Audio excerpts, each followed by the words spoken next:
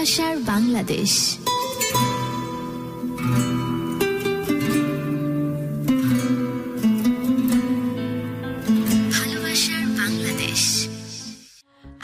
বৃহস্পতিবার চলে আসলে কিন্তু ভালোবাসার বাংলাদেশের কথা মনে পড়ে যায়। বৃহস্পতিবার একদম শার্প 11টার সময় ঢাকা FM 90.4 কিন্তু ভালোবাসার বাংলাদেশ শুরু হয়ে যায়, যেখানে অঙ্গন থাকে, আমি থাকি এবং আমাদের সবার ভালোবাসার গুরু থাকে, যাকে ছাড়া আসলে ভালোবাসার বাংলাদেশের এই যে ক্যানভাসটা, এই ক্যানভাসটা খুবই অসম্পূর্ণ। এই ভালোবাসার ক্যানভাসটাকে পূর্ণ করার জন্য আমাদের ভালোবাসার গুরু আমাদের মাঝে থাকে এবং আপনাদের মধ্যে থেকে একজন অতিথি আমাদের সঙ্গে থাকে, যার ভালোবাসার গল্পটি আমরা সবার সঙ্গে শেয়ার করি।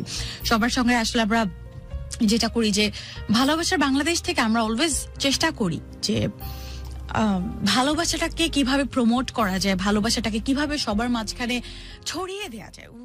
ফলশ্রুতিতে আজকে যিনি আমাদের গেস্ট অলরেডি উপস্থিত, অসম্ভব ভালোবাসা সাথে তাকে স্বাগত জানাচ্ছি। কি নাম তোমার? আসসালামু আলাইকুম, আমার নাম ইরশাদ আহমেদ। ওয়ালাইকুম আসসালাম। আমার গ্রামের বাড়ি শরীয়তপুরে।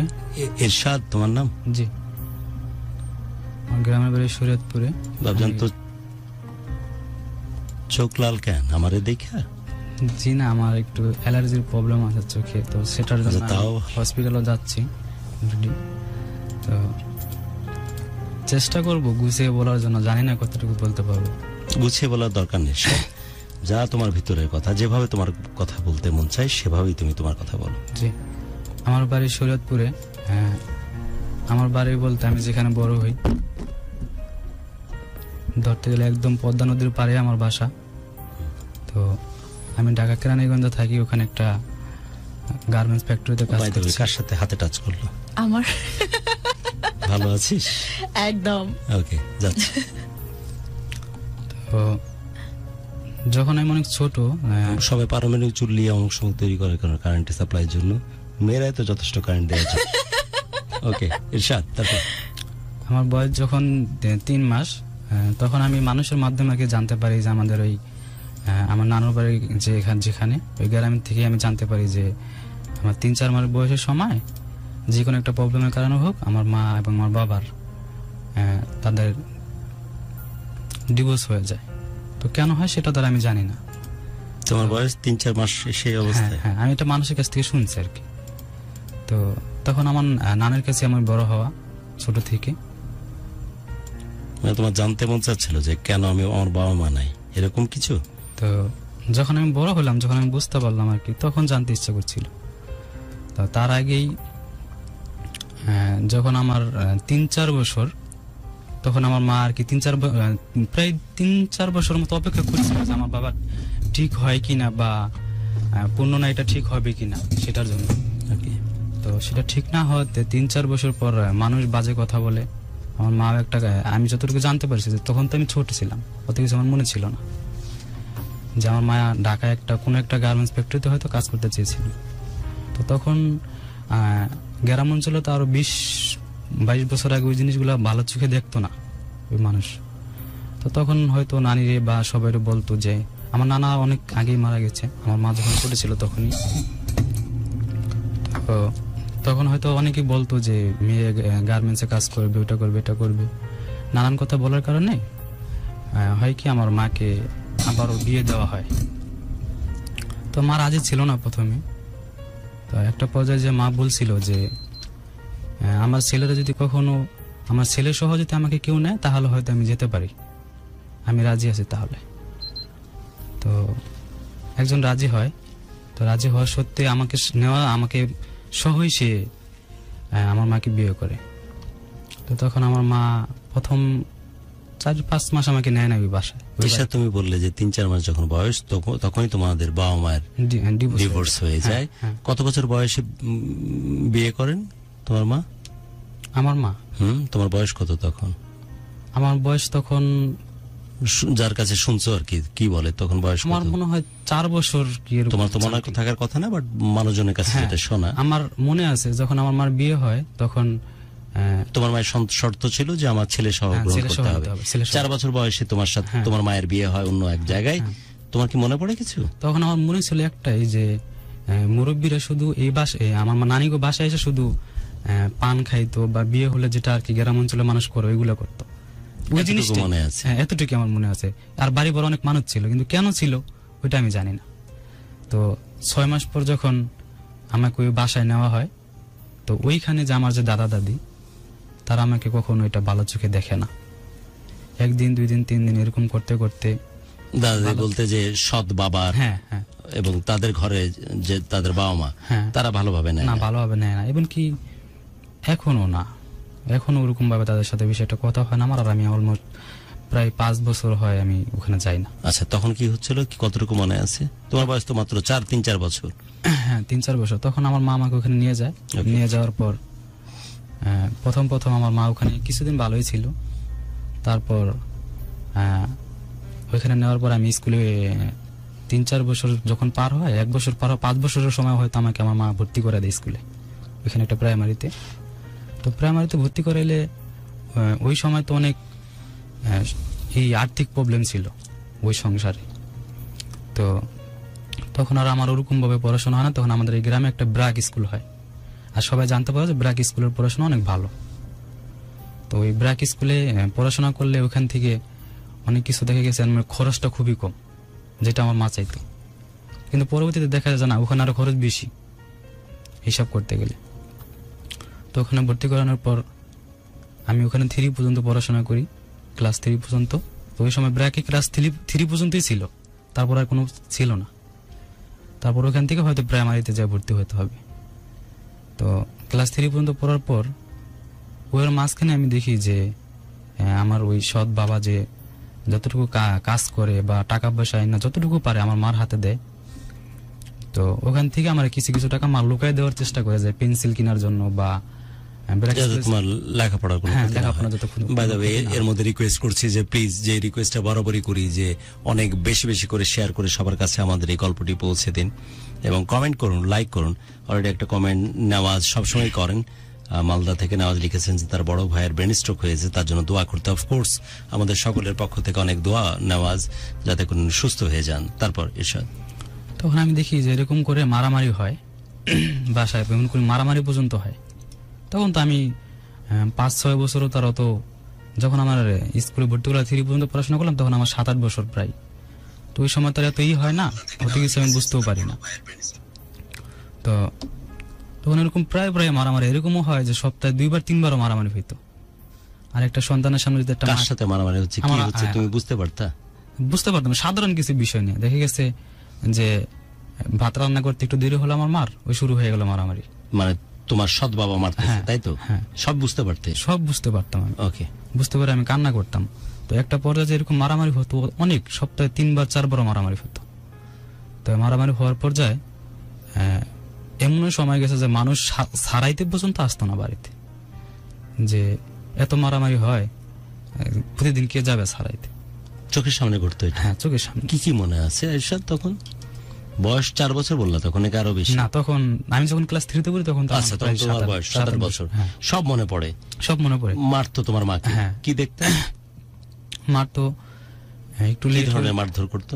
ধরো খাবার রান্না করতে দেরি করছে, কি করতো তোমার সৎ বাবা? কি করতো? লাঠি দিয়েই। লাঠি দিয়ে? ইভেন এখনো লাঠি দিয়ে?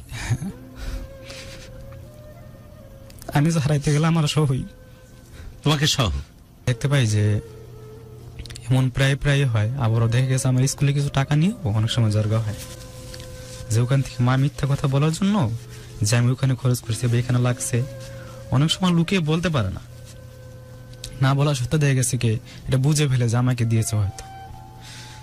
তো তখন আবার মারামারি স্টার্ট হয়। তখন আমি একটা জিনিস চিন্তা করলাম যে তখন তো আমার প্রায় 8-9 বছর, যে এইভাবে যদি আমি পড়াশোনা করতে থাকি আর এইভাবে যদি মা আমারে লুকায় লুকায় টাকা দিতে থাকে, তাহলে একটা পর্যায়ে হয়তো হইতে পারে যে আর বড় কিছু হয়ে যেতে পারে। তখন আমি কি করি, শেষে লাঠি দিয়ে পিটাইতো? হ্যাঁ, লাঠি দিয়ে। এখনো মাঝে মধ্যেই হাত ফুলে যে আমার ফোন দিয়ে এখনো বলে আমি ঢাকায় থাকি, এখনো বলে না, কিন্তু আমি তো বুঝতে পারি। আমার এগুলো 3টা ভাই বোন, ওদের কাছে কোনো কিছুই বলা হয় না, সবসময় আমার কাছেই বলে। কি করতে তুমি তখন? পিটাইতো তোমার মা? কি তখন তো বয়স 7-8 বছর, সবই বুঝতেছে। যখন আমি বাড়িতে ছিলাম তখন যখন মারতো, তখন আমি বাড়ির আশেপাশের লোক আমি ডাকতাম, আমার মাকে মারতেছে? যে মারতেছে একটু ছাড়াই দেন। আমি তো পারতাম না। কি করতো উনি? তবে যাদের কাছে যা পাইতো ওটা দিয়েই শুরু করতো। তোমাকে মারতো? আমাকেও আমি ছাড়াইতে গেলে আমাকে সহ মারতো। আর আমার দাদা দাদিরা সব সময় তারা কিছুই বলতো না, ঘরেই থাকতো। 2টা ঘর, আমার দাদা দাদির ঘরটা আলাদা ছিল। একটা পর্যায়ে আমি চিন্তা করলাম, তো গরুকে এখন মারেন না লাঠিতে।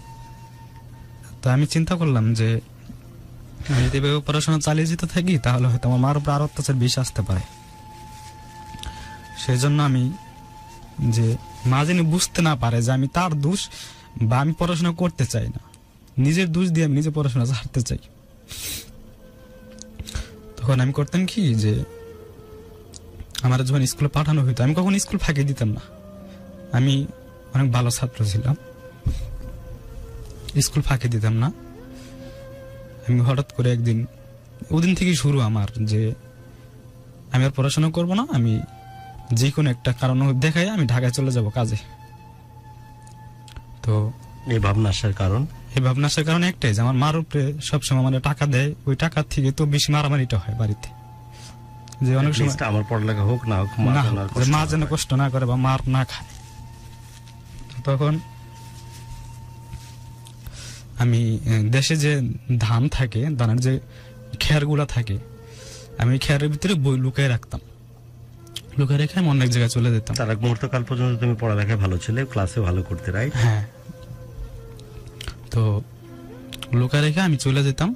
তো স্কুলে যাই এরকম সপ্তাহে সপ্তাহে যাইতাম না, ও বাড়িতে অবজেকশন আসতো। যেহেতু আমাদের বাড়ির সাথেই স্কুলটা, বেশি দূর না, যে এর সাথে স্কুলে যায় না, এর সাথে স্কুলে যায় না, এরকম কথা বলতো সব। তো মা আমাকে অনেক মারতো, প্রচুর। তো তখন আমি কানতাম আর বলতাম যে আমার তো আপন মা, আমার তো সৎ মা, তো আমাকে এরকম কেন মারে? এমন হইতো যে আমার দরজা আটকে পর্যন্ত মা আমার পিটাইতো। কেন? আমি স্কুলে যাইতাম না, বা মা তো আর জানে না যে কি কারণে স্কুলে যাচ্ছ না, কি কারণে বই মা এটা কখনোই জানে না। তুমি লুকায় রাখতে এই কথাগুলো, রাইট? এমন হইতো যে আমার যদি গ্রামের অন্য কেউ মারতো বা মেরে এসে দেখে গেছে আমার মার কাছে বিচার দিত, তখন মা ওরে কিছু না বলে আমার আগে পিটাইতো। মায়ের চেষ্টা ছিল যে কোনোভাবে তুমি লেখাপড়া করে দাঁড়ায় গেলে তুমি তো নিজের পায়ে দাঁড়াতে পারবে, কিন্তু তুমি কি কারণে যে পড়ালেখা থেকে দূরে থাকতেছো সেটা তোর মা বুঝতেছে না। সেটা বুঝতে পারছে, কারণ তুমি পড়ালেখা করতে গেলে মা তোমাকে চুরি করে টাকা দিবে, আর তখন মা অত্যাচারিত হবে। এখনো জানা না, যদি আজকে এই ঘটনার মাধ্যমে যদি জানতে পারো তাহলে হয়তো আমার আম্মু জানতে পারবে। এতকাল মা জানতোই না যে তুমি কেন পড়ালেখা থেকে দূরে যাচ্ছ, যাতে করে তোমার সৎ বাবা তোমার মাকে টাকা পয়সা দেওয়ার কারণে, পড়ালেখার জন্য টাকা পয়সা দেওয়ার কারণে অত্যাচারিত না হয়। এটাই তো কারণ ছিল। হ্যাঁ। তারপর এমন করতে থাকি প্রায় 2 মাসের মতো। তখন মা বিরক্ত হয়ে বলে যে তোর আর পড়াশোনাই করাবো না, যা তুমি চাইছিলা। হ্যাঁ। তো তখন আমি বললাম যে আচ্ছা ঠিক আছে, তাহলে তুই কোথায় যাবি? আমি কাজে চলে যাব। তো তখন মামাগো বাড়িতে চলে আসি আমি, মামা বাড়িতে। তখন মামার পাশের বাড়িতে একজন লোক থাকে, আমাদের সম্পর্কে নানি হয়। তো তার একটা বাড়ি থেকে, সে টাইলস মিস্ত্রি কাজ করে, প্লাস পাশাপাশি সে ফার্নিচারের দোকানও কাজ করে, আলমারি শোকেসও বানায় স্টিলের। তো তখন তার সাথে আমি কাজে যাই। তো কাজে যাওয়ার এটা ছিল গ্রামই। এখন বর্তমানে যে পদ্মা সেতু যে টুল প্লাজা, যারা এখন জয়েন করলেন আমাদের সাথে ঢাকা এফএম 90.4 এ, আপনাদেরকে বলছি যে প্রোগ্রাম রিলেটেড টেক্সট একটু বেশি বেশি করে করার চেষ্টা করেন। অ্যাটলিস্ট আপনারা বুঝুন যে কি ধরনের সিচুয়েশনের মধ্যে দিয়ে একটা মানুষ যাইতে পারে। আপনারা শুনেছেন কিনা জানি না, বা খেয়াল করেছেন কিনা জানি না, ইরশাদ নামে যে ছেলেটি আজকে ভালোবাসার গল্প বলতে এসেছে, সেই ছেলেটিও যখন 3 মাস বা 4 মাস বয়স, তখন তাদের বাবা মার মধ্যে ডিভোর্স হয়ে যায়। এবং ডিভোর্স হওয়ার পরে তার মা কোনোভাবেই বৈবাহিক সম্পর্কে, নতুন করে বিয়ের সম্পর্কে জড়াতে চাননি।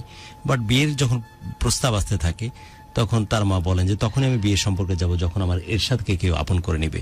তখন এরশাদের বয়স যখন 3 মাস 4 মাস বয়সে ডিভোর্স হয় তার বাবা মার, 4 থেকে 5 বছর, তখন তাদের আবার নতুন করে বিয়ে হয় তার মায়ের, এবং এরশাদকে মেনে নিবে এই শর্তেই বিয়ে হয়। কিন্তু যা ঘটা তাই ঘটলো। এরশাদের সৎ বাবা এবং তার দাদা দাদি, তারা সবাই মিলে একরকম প্রচ্ছন্ন সহযোগিতার কারণে দারুণভাবে কিন্তু মানে মানে মানে অত্যাচারের চরম একটা সীমা লঙ্ঘন করলো। এবং প্রায় সেই ঘটনাগুলো ঘটতো, যেটা বললো যে লাঠি দিয়ে এমন ভাবে পিটাইতো আমার মাকে, যেটা কোনোভাবেই দেখবার বা সহ্য করার মতো না। এর বাই দিস টাইম এরশাদের বয়স হয়ে যায় 7 থেকে 8 বছর, ক্লাস 3 বা 4 যখন সে পড়ে, এমন অবস্থায় এরশাদ ডিসিশন নেয় যে আমাকে যেহেতু লুকিয়ে লুকিয়ে টাকা দেওয়ার কারণে বা আমাকে সাপোর্ট করার কারণে মাকে এভাবে পিটানো হচ্ছে, অপদস্থ করতেছে, কখনো আমার মাটা মরে না যায়, সেই কারণে সে চিন্তা করে বই লুকিয়ে রাখবার, লেখাপড়ার মধ্যে কখনোই আর ঢুকবো না, যাতে করে আমার মাকে আর নতুন করে কষ্ট পেতে না হয়। আমি দরকার ঢাকায় গিয়ে কোনো একটা জায়গাতে ছোটখাটো চাকরি করে নিজের জীবনটাকে গুজরান করব। আপনারা কি বুঝতে পারতেছেন যে কোন সিচুয়েশন, কোন পরিস্থিতিতে পড়লে মানুষ এইভাবে চিন্তা করে? এবং এনিওয়ে, তারপর ঈশাদ, তো তখন আমি আমার নানু বাড়ির পাশের বাড়ির একজনের সাথে, তার বাড়ির সাথে কাজে যাই। ওখানে নালুবা নামে একটা জায়গা আছে, যেটা তাজউদ্দিন লিখেছেন is really life is dramatic than drama, and of course it is. এর ছেলের কথা শুনে তাই মনে হচ্ছে যে আমাদের কপালে, অঙ্গনের কপালে বা আমাদের প্রডিউসার বা অন্য কারো কপালে এই ঘটনা ঘটতেই পারতো। সে কোনো দোষ করেনি যে প্রকৃতি তাকে নির্ধারণ করে দিয়েছে এরকম পরিস্থিতির মধ্যে। যে কোনো সময় যে কোনো পরিস্থিতিতে কেউ এরকম পরিস্থিতিতে পড়তেই পারে। বাট ছেলেটি কিভাবে স্ট্রাগল করেছে, কিভাবে ফাইট ব্যাক করেছে, সেটা আমরা পরে জানবো।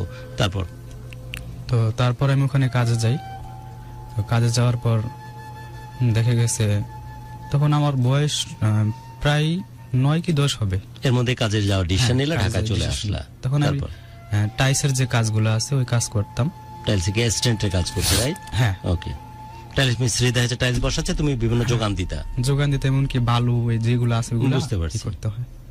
তো ওই 10 বছরের সময় আমি 50 কেজি সিমেন্টের বস্তাগুলো আমার মাথায় উঠত।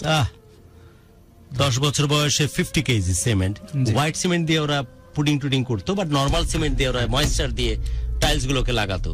সেই 50 কেজি ওজনের সিমেন্টের বস্তা 10 কেজি 10 বছর বয়সী অবস্থায় তুমি মাথায় তুলতে, তাই তো? তো এমন করতে করতে প্লিজ হিরো আলম পরিমনির বাইরে একটু মনোযোগ দেন।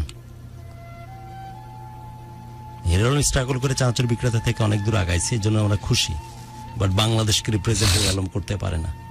যদি রিপ্রেজেন্ট করে, এই ধরনের মানুষের প্রেজেন্ট করা উচিত, যারা ফাইট ব্যাক করে সত্যিকার অর্থে এখন পর্যন্ত বেঁচে আছে।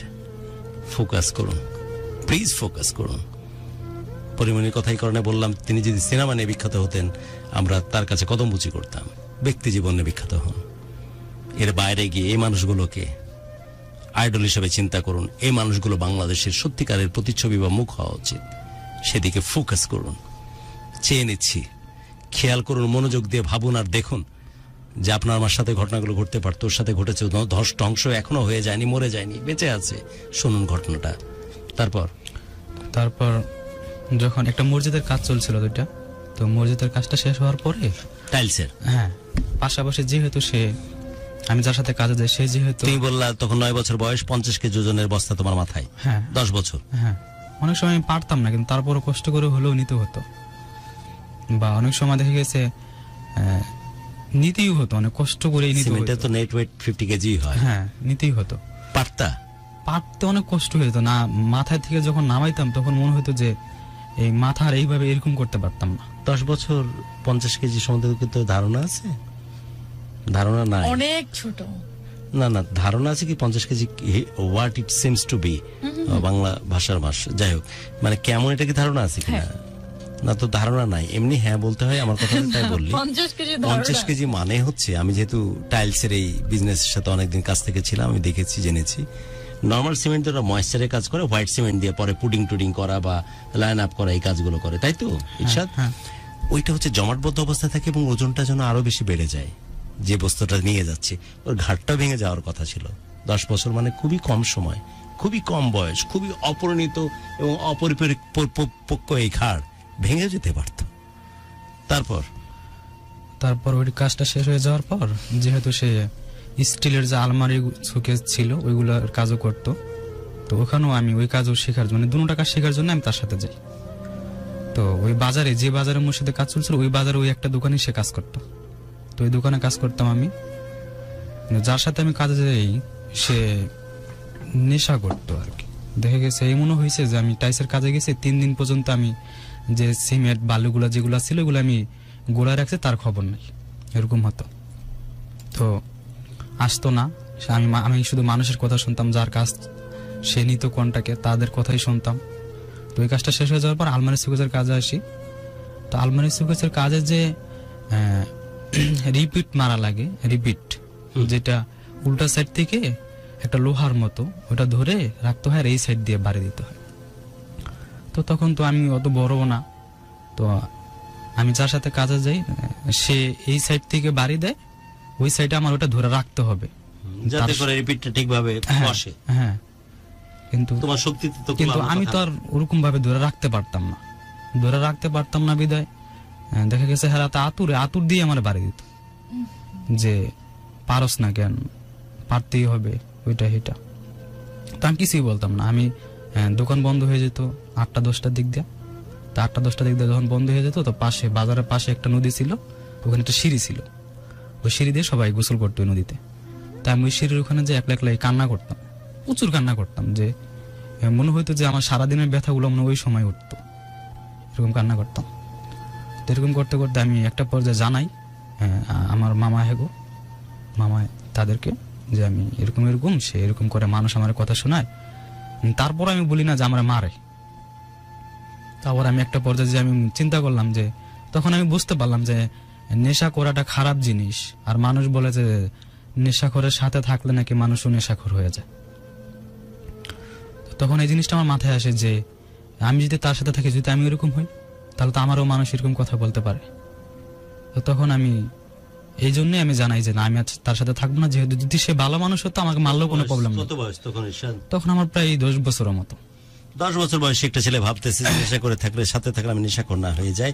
আর আজকে এক বাবাখোরকে খুঁজে পাইছি আমি, 20টা করে ট্যাবলেট খায়, আর বাড়ির মিনিমাম 5টা বাড়ির মালিক সে। সো এরাও একটা ছেলে, পরিণত বয়স প্রায় 40 বা 45 চলে, বিলাসিতার কারণে সে বাবাখোর। আর এই একটা ছেলে 3 মাস বয়সে তার বাবা মা ডিভোর্স হয়, সৎ বাবার অত্যাচারে 9 বছর বয়সে বাড়ি ছাড়ে। 10 বছর বয়সে সে চিন্তা করতেছে নেশাখোরের সাথে থাকা যাবে না, তাহলে আমি না আবার নেশাখোর না হয়ে যাই।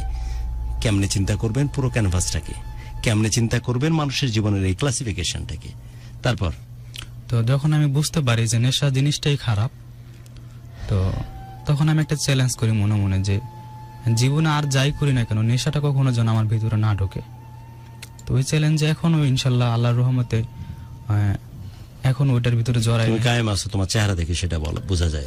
এখনো জড়াই নেই। ইভেন আজ পর্যন্ত কখনো চেকও করি নাই যে একটা সিগারেট কেমন লাগে একটু দেখি খেয়ে। তোমাকে দেখে তাই মনে হয়? কখনোই চেক করি না। আমার কাছে মনে হয়েছে যে এটা একটা ধোঁয়া, এটা আমি মুখে নিব, টান দিব, বাস এটা শেষ, এরকম মনে হয়েছে সব। তোমার আটকানো কেউ তো নাই দুনিয়াতে, তারপরও তুমি ভেবেছো নিজে নিজে। তো তারপর আমি মামা বাড়িতে জানাই যে আমি ওখানে থাকবো না, এরকম করে মানুষ আমার বকাবকি করে, সে নেশা করে কোথায় পড়ে থাকে কোনো লিস্টই থাকে না। তো তখন আমার ওখান থেকে নিয়ে আসার পর আমি মামা বাড়িতেই থাকি। কিছুদিন থাকার পর আমি আবারও থাকার পর মামারা 3টা মামা, 2টা মামা তখন অলরেডি সৌদি আরব থাকতো, আরেকটা মামা বাড়িতে থাকতো। তো সেও কিছুদিন পর আর কি মালয়েশিয়াতে যায়।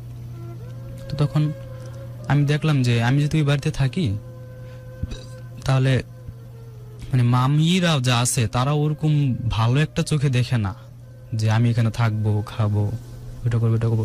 কিন্তু ওই জায়গা ছাড়া আমার কোনো জায়গাই ছিল না, আমি ওখানে বড় হয়েছি। কিন্তু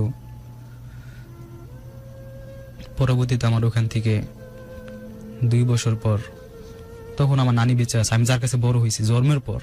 আমার মনে হয় যে আমার মা যতটুকু করতো অতটুকু আমার নানি করছে, আমার মা ওর থেকে অনেক কম করছে। হ্যাঁ, সবারই তো লাইফে 3টা ইম্পর্টেন্ট মানুষ থাকে। এখন আমার বর্তমানে মনে হয় যে আমার লাইফে ছিল আমার মা, আমার নানু, আর এখন আমার একটা ফ্রেন্ড আছে, ও সৌদি আরবে থাকে, ওর নাম রাজি। ও আমি জানি না ও আমাকে কি মনে করে।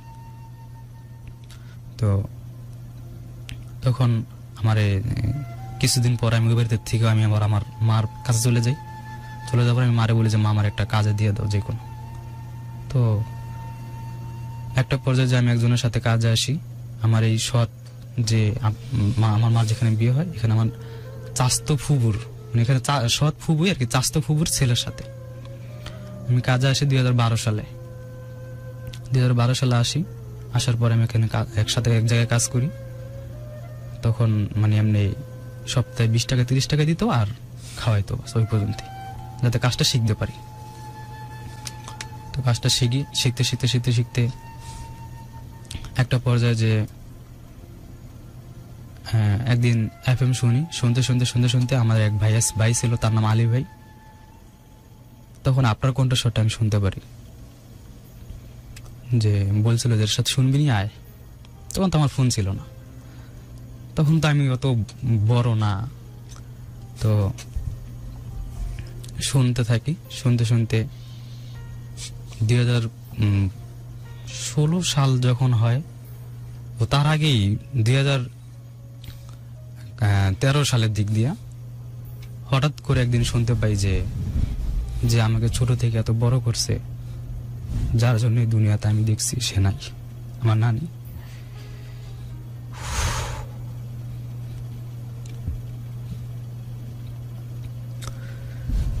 সালের রমজান মাসে 23 রমজানের শুক্রবার দিন সে মারা যায়। আমার কি দুর্ভাগ্য, আমি শুনতে পাই দুপুর 3টার দিকে। শুনতে পাওয়ার পর আমি অনেক চেষ্টা করি বাড়িতে যাওয়ার, তখন আর 7 দিন পরে হয়তো ছুটি হয়ে যেত সবার। আমার নানু আমার শেষ দেখা দেখতে চাইছিল, সেটাও আমার দেখতে পারেনি। আমি চাইছিলাম, আমি তখনও রোজা ছিলাম, ওই বছরই আমার লাইফে প্রথম আমি 23টা রোজা করি। 23 রোজা আমার নানি মারা যায়। তার আগে আমি কখনো এত রোজা করতাম না, থাকতে চাইলেও পারতাম না। তো আমি যাইতে রাত দেশারক্ত হয়ে যায়, আমার জন্য আর অপেক্ষা করে না, দিকে মাঠে দিয়ে ফলাইছে। সেদিনই আমার কাছে মনে হলো যে পৃথিবীর ভিতরে যতটুকু স্থান থাকার মতো স্থান ছিল, বা যতটুকু আমার জায়গা ছিল, ওই জায়গাটা মনে আর থাকলো না। তো তার কিছুদিন পর অনেক দিন চলে যায়, এরকম করতে করতে চলে যাওয়ার পর আমি আবারও ঢাকায় আসি। ঢাকায় থাকার পর 2014 সালের দিক দিয়ে আমার কাজ শেখা অলমোস্ট হয়ে যায়। তখন তো নিজের কাজ করি। নিজের কাজ করার পর তখন আমার কাছে কিছু টাকাও থাকে, যতটুকু পারি আমি টাকা বাড়িতে দেওয়ার চেষ্টা করি। তখন আমি বাড়িতে যাই আমার মার কাছে। যাওয়ার পর দেখি ওই সময়তেও দেখি যে না, এরকম মারামারি হইতেই থাকে। হয়তো দেখা গেছে আমার মা চিন্তা করে যে আমার ছেলে 5,000 টাকা দিচ্ছে, 10,000 টাকা দিচ্ছে, এই টাকাটা আমার আব্বু করতো কি, আমার যে সৎ বাবা, সেই টাকাটা কোনো না কোনো ভাবে দেখা গেছে দরকার নেই, তারপরে খরচ করে ফেলে। তো আমার মার কথা যে আমার ছেলে আনছে, এত কষ্ট করে খরচ করার দরকারটা কি? আমার বাবার কথা, আমি যা ইচ্ছা তা করবো। এটা নিয়ে হইতো মারামারি, আবার বাড়িতে মারামারি। তখন আমার মনে হইতো যে ঢাকা থাকি, মারামারি কি হয় না হয় আমি তো যেটা দেখি না, শুনি না, জানিও না। দেখো তোমার সাথে কত মানুষ কানেক্ট করতেছে এবং কত মানুষ তাদের কথা চিন্তা করতেছে, ভাবতেছে, যেমনটা তুমি ইরশাদ বলতেছো। এবং এটাই হয়তো এই প্রোগ্রামের একটা সফলতা, যে অনেক মানুষ তাদের কান্না, তাদের দীর্ঘ নিঃশ্বাস, বুকের মধ্যে জমা থাকা কষ্টগুলোকে এক্সপ্রেস করতেছে। একটা লম্বা টেক্সট রাসেল মাহমুদ অনেক লিখেছে। As a child I never felt the love of my parents. Growing up, I was often overlooked, forgotten, and ignored. I was the middle child and rarely received attention or affection from my parents. Even when I tried to reach out and connect with them, they would brush me off, telling me that I was being too needy or demanding. My siblings, on the other hand, were spoiled and given endless love and affection. They were the golden children, and I was the one my parents wanted to forget. I was constantly told that I was never going to amount to anything, and that I was a disappointment to the family. I felt empathy and alone most of time.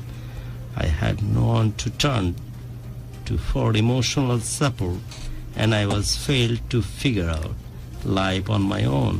I became self-sufficient at a young age learning how to take care of myself and make decisions without the help of my parents. I also had to become emotionally resilient as I was constantly facing rejection and disappointment. অনেক লম্বা text, but প্রত্যেকটা কথার পরতে কি পরিমাণ দরদ আর কষ্ট লুকিয়ে আছে। রাসেল, যে কথাটা তুমি বলছিলে সেই কথার সাথে আজকের যে আমাদের স্টোরি টেলার ইরশাদ, তার কথার কোনো পার্থক্য নাই। বাকি ভাই বোনের তুলনায় যে পরিমাণ রিজেকশন নিয়ে তুমি বড় হয়েছো, যে কারণে সবসময় তোমার মধ্যে দারুণ এক শূন্যতার কষ্ট কাজ করে। সো আমার মনে হয় অনেকেই তার সাথে রিলেট করতে পারছো। সো তোমাদের এই রিলেটেড কথাগুলো যাদের মধ্যে বুকের মধ্যে চাপা কষ্ট কান্না আছে, সবগুলো উগরে দাও। আমরা আছি তোমাদের কথা শোনার জন্য, আমরা আছি তোমাদের টেক্সট কনভে করার জন্য। বহু মানুষের কাছে যদি কষ্টের কথা বলো, আজকে হয়তো মনটা হালকা করার দিন, আজকে হয়তো ডিফারেন্ট ওয়েতে ভালোবাসাকে সেলিব্রেট করার দিন, এবং সেই সাথে শেয়ার করে আমাদের গল্পটা পৌঁছে দাও বহু মানুষের কাছে। আমরা আছি ভালোবাসার বাংলাদেশ, ঢাকা FM 90.4 এর আজকের ক্যানভাসের সাথে আছে ইরশাদ। ইরশাদ বলছিল যে টাকা যখন পাঠাচ্ছ 5,000 10,000, তখন তুমি নিজের কাজ শিখে ফেলেছো, টাকা পয়সা ইনকাম করতেছো, দিচ্ছ মাকে, বিভিন্ন বাহানায় তোমার সৎ বাবা মারধর করে টাকাগুলো নিয়ে নিচ্ছে। বাড়িতে গিয়েও শান্তিটা তুমি দেখতে পেলে। তারপর জুয়া খেলতো আর কি, যেটা বলে আর কি। জুয়া তো অনেক সময় সংসারের জন্য অশান্তি ডেকে আনে সব সময়। তো আরেকটু কথা বলতে আমি ভুলে গেছি। আমার এখানে এই ঘরে যে একটা ভাই 2টা বোন। তো আমার যে ছোট বোন, প্রথম যে ছিল, যে বড় বোন আমার পরে, যে ওর যখন জন্ম হয় তখন ওরা আমার সারাদিনই কুলেই রাখতে হইতো। ওরা আমি মাটি তো নামাইতে পারতাম না, আমি নিজেই নামাইতাম না, যদি একটা পিঁপড়ায় কামড় দিয়ে চিন্তা করে। এটা হচ্ছে সৎ বাবার ঘরে, হ্যাঁ। কিন্তু আমি মনে করতাম যে তোমার নিজেরই বোন, আমার নিজের বোন, ও তো আমার মারেই, তাই না? আমিও তো ওখানেই একই, তাই আমার মাটিতে পর্যন্ত নামাইতাম না। তারপর যে ভাইটা ছিল, ওরও সেম অবস্থা। ছোট বোনটা যখন হলো তখন তো আমি পড়াশোনা করি, ক্লাস 3-তে পড়ি। তো আমাদের হতে কি, ব্র্যাক স্কুলে একটা নিয়ম ছিল যে 2টা মেয়ে একটা ছেলে মিলে একটা দল করতো, যে বিকালবেলা একদিন এক একজনের বাড়িতে পড়াশোনা পড়তে হবে। আমি যেখানেই যেতাম আমার ছোট বোনটাকে আমার সাথেই রাখতে হইতো। আমি চাইতাম না যে মার উপরে কোনো প্রেশার পড়ুক, মা বাড়িতে যতটুকু পারে যাতে ওনার কাজটা হালকা হয়। এমনও সময় হয়েছে যখন আমার ছোট বোনের জন্ম হয়, তখন আমি চর, যেটাকে বলে মাওয়ার এই ছেড়ি, ওই চরে মরিচ বুনতো। আমি মহিলাদের সাথে মরিচ পর্যন্ত ছিঁড়তে আইতাম যাতে আমার মার কষ্ট না হয়, যে 1 কেজি মরিচ যাতে বাজার থেকে কিনে আনতে হয়। ঘর ঝাড়ু দেওয়া, মরিচ ছেঁড়া, ভাত রান্না করা। মা শুধু রান্না করতাম, সম্পূর্ণ কাজটুকুই আমি করতাম। বাড়িতে কল ছিল না, পানিও আমার অন্য বাড়ি থেকে আনতে হতো কলের ভরে ভরে, যাতে মায়ের কষ্টটা কম হয়। হ্যাঁ, সবকিছুর উদ্দেশ্য ছিল যে যাতে মায়ের কষ্টটা কম হয়, আর যাতে খাওয়ার ভাত রান্না করার যে সময়টা ওটা যাতে তাড়াতাড়ি হয়, যাতে আব্বু বাড়িতে এসে যাতে হল্লা চিল্লাটা না করে। আমি ছোটবেলা থেকেই এই মারামারিটা খুব কম পছন্দ করি। এখন আমি চাই না যে আমার সামনে কেউ মারামারি করুক, আমি এটা এখনো চাই না, এমন আমার মা বাবা হোক বা অন্য কেউ হোক। তো যখন আমি ঢাকায়, তারপর তো আমি 2014 সালে আমার নিজের কাজ আমি নিজে শেষ করি শিখা। তারপর টাকা দিতাম, ওটা নিয়েও বাড়িতে এরকম জর্গা হতো। তখন মনে হতো যে এত কিছুর ভয়ে, এত কিছু করার পরও গেলাম ঢাকায়, এখনো যদি মারামারি চলে বাড়িতে, মনে মনে বলতাম। তখন তো 14 সালে, তখন তো অনেকটাই বড়। ফরাদ বলেছো, ভাই আমার বুকে আয়, আমার সাথে মিলে যাচ্ছে তোর জীবন। তারপর 14 সালে তো তখন আমি অনেকটাই বড়। তখনও যতটুকুই বড় হয়েছে না কেন, তখন তো কিছুটা হলেও বুঝি। তখন চিন্তা করতাম যে এখন তো বড় হয়েছি, শত হলেও তো আমি তার ছেলে, এখন যদি আমার সামনে মারে এটা তো সবাই খারাপ বলে। বা আমি রাস্তাঘাটে যাইতে পর্যন্ত পারতাম না, মানুষ আমার অনেক কথা বলতো, আমাদের বাড়িতে যেতে হতো, মারামারি হতো, অনেক কিছু শুনতে হতো আমার। তখন চিন্তা করলাম, অতদিনে আমার ছোট মামা মালয়েশিয়াতে চলে গেছে। তো তখন আমি এমন করে জর্গা করে আমি মামাগো বাড়িতে চলে যেতাম। ঈদের সময় আমি যাইতাম প্রায় 6 মাস 7 মাস, দেখে গেছে 8 মাস পরে আমি বাড়িতে যেতাম, যাতে মারামারিটা আমার দেখতে না হয়। এই জন্য যাওয়ার পর মামা বাড়িতে যাইলাম। যাওয়ার পর আবারও আমি ঢাকায় আসি। ঢাকায় আসার পর যখন আমি একটু বড় হই, তখন আমার জানতে ইচ্ছা করে যে সবাই আমার বলে, এই গ্রামে সবাই বলে যে এই ছেলেকে আমরা সৎ বাবারা বলতো যে এই ছেলে পালিশ না হয় তারা খাওয়াইবো না, পড়াইবো না, ফিন দেবো না, ওটা করবো না, এটা করবো না, বিভিন্ন ধরনের কথা বলতো। তো তখন আমি বললাম যে সবাই আমার এই কথা বলে, তো আমি কার সন্তান, কি আমার জন্মদাতা? তখন আমার জানতে ইচ্ছা হলো, কিন্তু আমি মায়ের কখনো বলতাম না যে আমার বাবা কে বা তোমরা কেন এটা করলা। আমি চিন্তা করছি যে এমনিতেই তো আমার মা ছোট থাকতে আমি শুনছি যে 4-5 বছর থাকতে আমার নানা মারা যায়। তখন আমি চিন্তা করলাম যে আমার মার তো মা নাই, মা মারা গেছে 13 সালে, আমার নানি 13 সালে মারা গেছে। যে চিন্তা করলাম ওনার মা নাই, বাবা নাই, এখন যদি আমি ওনার এরকম হাত করে একটা কথা বলি তাহলে হয়তো ওনার আরো বেশি কষ্ট লাগতে পারে। এই চিন্তা করে আমি আমার মাকে কোনো কিছু আর জিজ্ঞাসা করি না। তখন আমি কোনো একটা মাধ্যমে জানতে পারি যে আমার আব্বু এখন ঢাকায় থাকে, কেরানীগঞ্জে, এই কামরাঙ্গীর চরে। আমি তার নামটা বলতে চাচ্ছি না কারণ সে পলিটিক্সের সাথে জড়িত। যদি আমি বলি তাহলে হয়তো, আমি যতটুকু জানি যে তার এলাকাতে তার অনেক ভালো জানে যে সে অনেক ভালো একজন লোক। এখন আমি যদি তার নামটা বলি তাহলে হয়তো তারা সবাই খারাপ মনে করতে পারে। আমি চাই না যে আমার জন্য আমার বাপকে কেউ খারাপ বলুক। কিন্তু যখন থেকে আমি বুঝতে পারি যে আমার বাবা অন্য কেউ বা আমার জন্মদাতা আছে একজন, তো তখনও আমার মানে জন্ম নিবন্ধনের যে কাগজটা তখনও হয় নাই। আমার কোনো কাগজ নেই, কিছু নেই। আমার বাপ কে তাহলে এটা জানার খুব আগ্রহ আমার। আমি এর আগে 2-3 বার বলি বাড়িতে আমার জন্ম নিবন্ধনের কাগজটা করতে, কেউ কাগজটাও করে না। একটা পর্যায়ে যে 2016 সালে আমার কাগজটা আমার মামাই করে। আমার ছোট মামা অলরেডি অতদিনে মালয়েশিয়া থেকে ধরা খেয়ে চলে আসছে, সে 2 নম্বর ছিল, চলে আসছে। তো তারা দিয়ে আমি কাগজটা করি। তো কাগজটা করানোর পর আমার মামা এত ভালো তারা যে ভাষা প্রকাশ করার মতো না। জন্ম নিবন্ধনে অথচ তারাই নাকি আমার হওয়ার পর তোমার অ্যাকচুয়াল যে বাবা সে কখনই খবর নেয়নি? কখনই না। শালা বাইচে আছে না মরে গেছে? এখনো বেঁচে আছে, খবরই নেয়নি। তুমি চিনো কে তোমার বাবা? আমি এখনো বলতে পারি না তার চেহারা কেমন। দেখোনি কখনো? এখনো না। বয়স কত তোমার? আমার এখন বয়স 24 বছর। 3 মাস বয়সে তো সেপারেশন হয়েছে, ডিভোর্স হয়েছে। যে তোমার অ্যাকচুয়াল বাবা, তাই না, যার উরসে তুমি জন্ম নিয়েছো, সে কখনো খবরও নেয়নি? না, কখনোই না। তুমি কিভাবে জানলে যে বেঁচে আছে? আমি বলি সেখানে আসছি তো আমি জানতে পারি যে আমার দাদা অনেক ভালো লোক ছিলেন নাকি, আমি শুনছি মানুষের কাছে। আমাদের ওই আমার মামা গো বাড়ি যেখানে, ওর পিছনে গ্রামে ছিল আমার দাদা গো বাড়ি। তো ওখান থেকে আরো প্রায় তো 23-24 বছর আগে তারা ঢাকায় চলে আসে। তো তাদের পাশের বাড়ির এক খালু ছিল তার। তো ওই খালুর মাধ্যমে আমি জানতে পারি তার নাম্বার নাকি, আমার আব্বুর নাম্বার নাকি আমার আব্বুর খালুর কাছে আছে। তা আমি যে পরিচয় দিই যে আমি এমন, তখন বলে যে তুই এত বড় হয়ে গেছিস, তো নাম্বারটা দেয়। তো নাম্বারটা দেয় না, নাম্বারটা আমার অনেকজন লোক ধরে দিয়েছে, তোর আব্বুর কাছে ঢাকায় থাকে, ওই পাশাপাশি থাকে, ওই লোকেরা আমার ধরাই দেয় যে ওরা ধরলেই তোর আব্বুরে পাবে। তো তখন আব্বুরে ওই লোকটার আমার ধরাই দেওয়ার পর ওই লোকটায় আব্বুর নাম্বার আমার আগে দেয় নাই। আব্বুর সাথে আগে যোগাযোগ করছে যে এমন তোর সেই ছেলে এরকম কিছু একটা হয়তো 3 মাস বয়সে সেপারেশন হয়ে গেছে, জানে যে একটা ছেলে আছে যার নাম এরশাদ।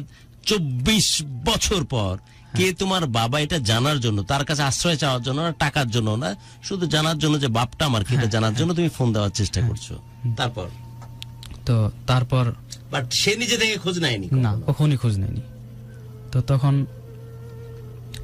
আমি খোঁজ নেওয়ার চেষ্টা করছি যে আমার তারপর সে বললো যে একজনের মাধ্যমে খোঁজ নিচ্ছে। খোঁজ নিচ্ছে। তখন আমার আব্বুর সম্ভবত সে ফোন দিয়ে বলছে যে তোর ছেলে এরকম তোর সাথে যোগাযোগ করতে চায়, এরকম একটা কিছু বলা হয়েছে তা তো হয়তো।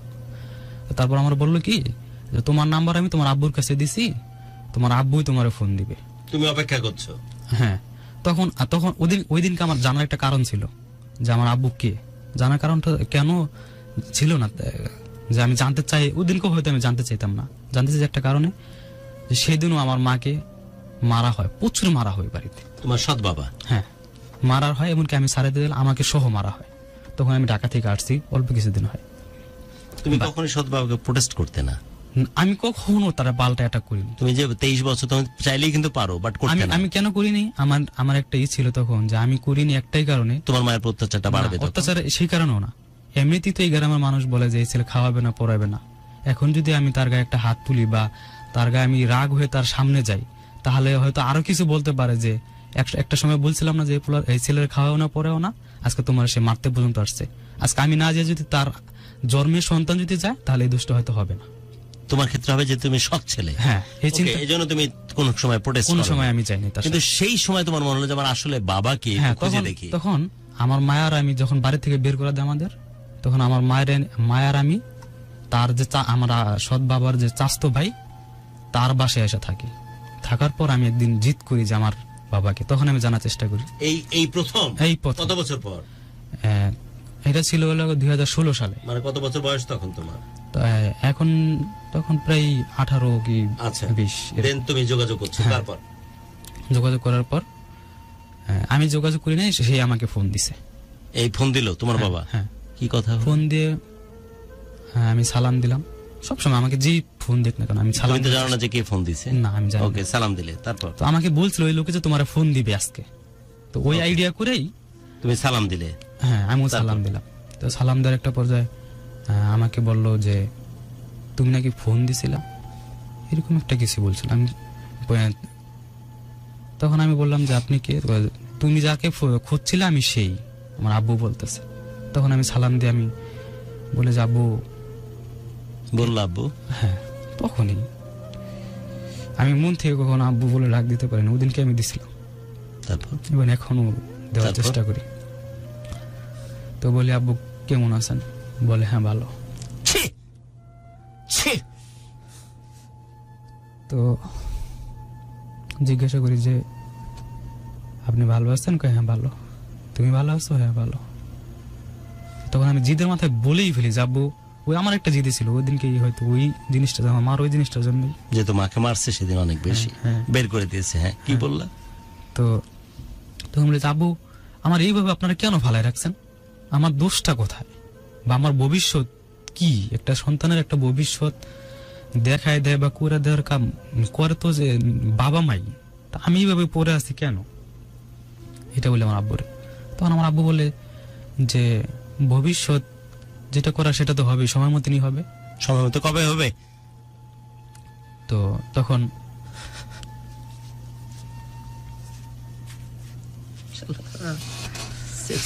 কত জায়গা আছে কুকুর বেড়ার মতো, তখন আর আমি ওরকম ভাবে কোনো সন্তান জন্ম কথা বলি না। ওদিনকে আমি জিজ্ঞাসা করি যে দাদা ভালো আছে? তোমার দাদা তো মারা গেছে। কবে মারা গেছে? 2-3 বছর আগে। মাটি দিয়েছেন কোন জায়গায়?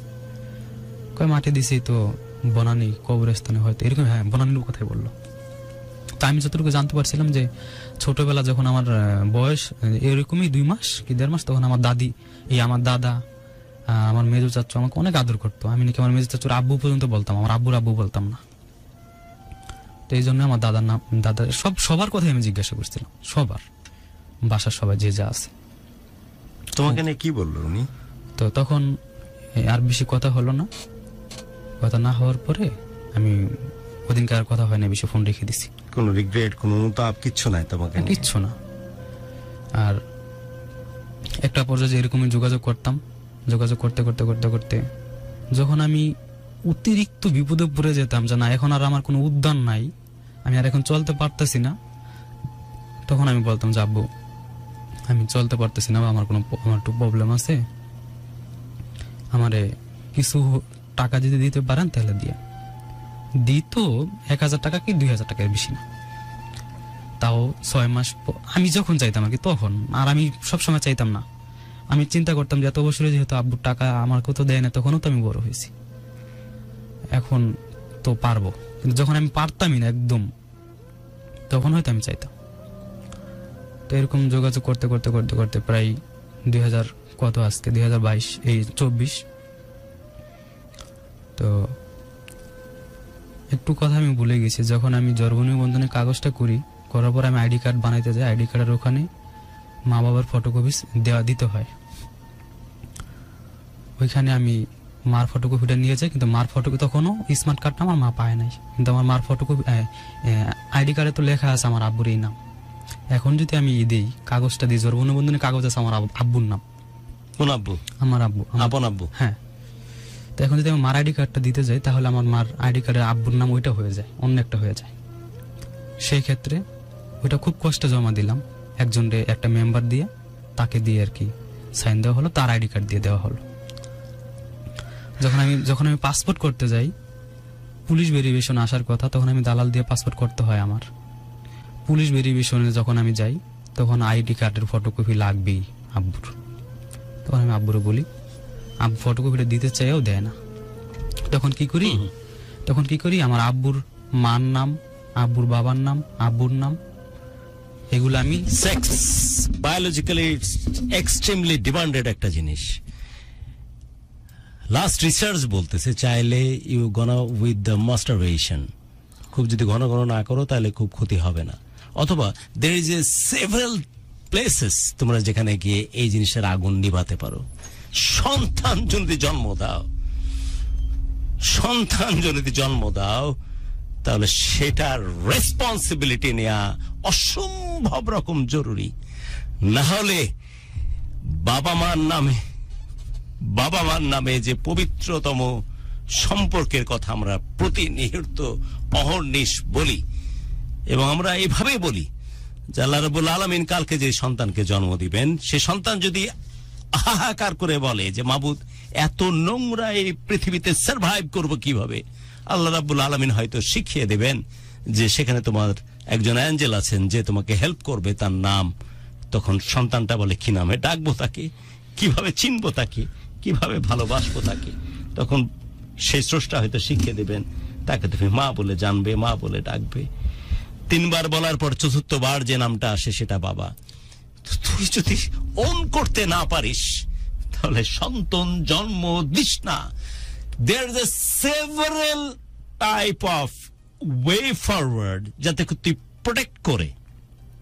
You can use the protector, you can use the pill, যাতে করে কোনো সন্তান জন্ম না হয়, যেহেতু শুধুই তুই আগুন নিভাচ্ছিস। অথবা আগুন নিভানোর জন্য অনেক এরকম নিষিদ্ধ পল্লী আছে, অথবা you can go with the masturbation. কিন্তু সত্যি যদি সন্তানকে ওন করার জন্য জন্ম দিয়ে থাকিস তাহলে সেই সন্তানকে ওন করা উচিত। না হলে বাবা মার প্রতি এই যে ফিল, এই গল্প শুনলে, এরকম ঘটনা জানলে সন্তানদের বাবা মার প্রতি এই ফিল, এই শ্রদ্ধাবোধ নষ্ট হয়ে যাবে। অসম্ভব ঘৃণা এসব মানুষের জন্য। আরেকজনের সাথে যেন এভাবে কোনো কিছু ফেস করতে না হয়। আমি যখন এই গল্পটা কনভে করতেছি ভালোবাসার বাংলাদেশের ক্যানভাসে, তখন অনেকে এই ঘটনাগুলো রিলেট করতে পারছে তার জন্য যে আমার সাথে এরকম ঘটেছে। ইরশাদ অসম্ভব পরিণত মস্তিষ্কের একটা ছেলে, যে এত কষ্টের পরেও নিজেকে ধ্বংস হতে দেয়নি। এত কষ্টের পরেও সে বলতেছে আমি মানুষগুলোর কথা বলতে চাই না ওপেনলি, যাতে তারা ছোট হয়। কেন জন্ম দিয়েছিস? জন্ম দেওয়াটা কেন বেশি ইম্পর্টেন্ট ছিল? সেপারেটেড হতেই পারে। আল্লাহ রাব্বুল আলামিন পবিত্র কোরআন মাজিদে বলতেছেন যে তোমার স্বামী যদি অত্যাচারিত হয়, তোমার স্বামী যদি নপুংসক হয়, তাহলে যেভাবে ভালোবেসে তোমরা একসাথে হয়েছিলে ঠিক সেভাবে তোমরা আলাদা হয়ে যাও। So you have the right to go with the separation. আলাদা হয়ে যাও, ডিভোর্স করো, বাট সন্তানকে ভোলা যাবে না।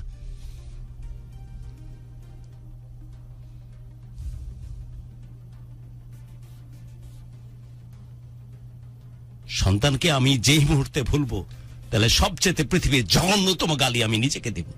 আমার ওরসে জন্ম না, আমার ছায়া, আমার ক্লোন প্রোডাক্ট, তাকে যদি আমার জেরক্স কপি, তাকে যদি আমি ভুলে যাই, তাহলে আমার মতো নোংরা আমাকেই তো গালি দেওয়া হয়।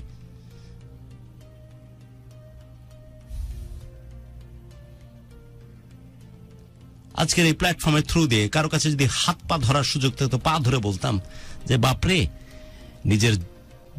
নিজের উত্তেজনা কমানোর বহু মাধ্যম আছে, শুধু শুধু সন্তান জন্ম দিস না। যদি সন্তানকে ওন করতে না পারিস, তুই তো এই ঘটনা ঘটিয়ে খালাস, কিন্তু এই ঘটনার কারণে পৃথিবীতে যে মেসেজটা যায়, বাবা মার প্রতি যে আমাদের নিরঙ্কুশ ভালোবাসা, বাবা মার প্রতি যে আমরা এক্সট্রিমিস্ট, সে বোধে অনেক বেশি বাড়ি খায়।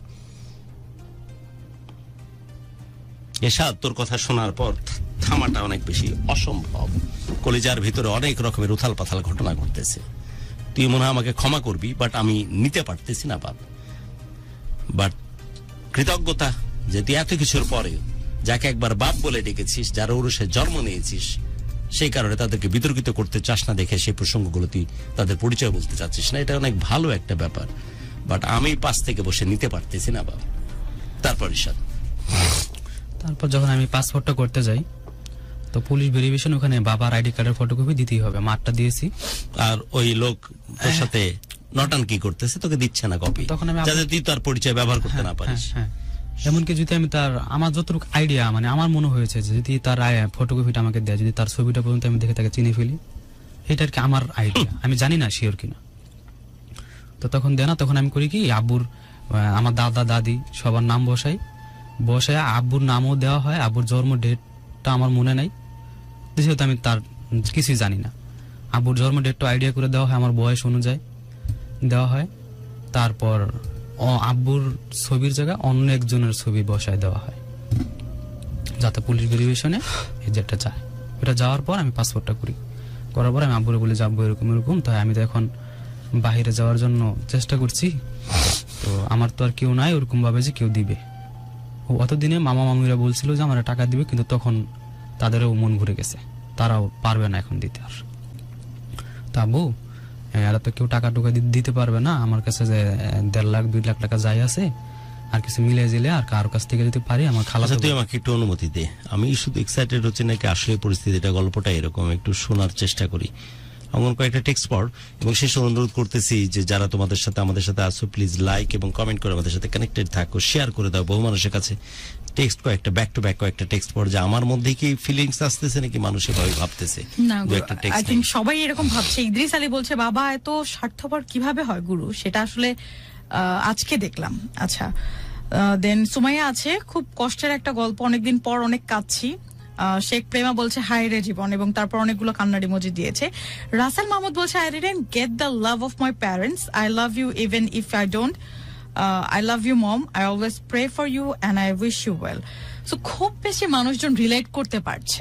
বাই দ্য ওয়ে, যারা এখন ওইরকম প্যাম্পার্ড অবস্থায় থাকো, তোমাকে ভাত দিয়ে না মাখিয়ে দিলে তুমি খেতে পারো না, তোমরা দেখতেছো যে কতখানি ব্লেসিং এটা। সন্তান জন্ম দেওয়ার মানে কিন্তু এই না, তুই তো যখন ফিরে যাবি মা খালাম্মা দাঁড়ায় থাকে তোর জন্য, বুঝতেছো সেটা গ্যারান্টেড না।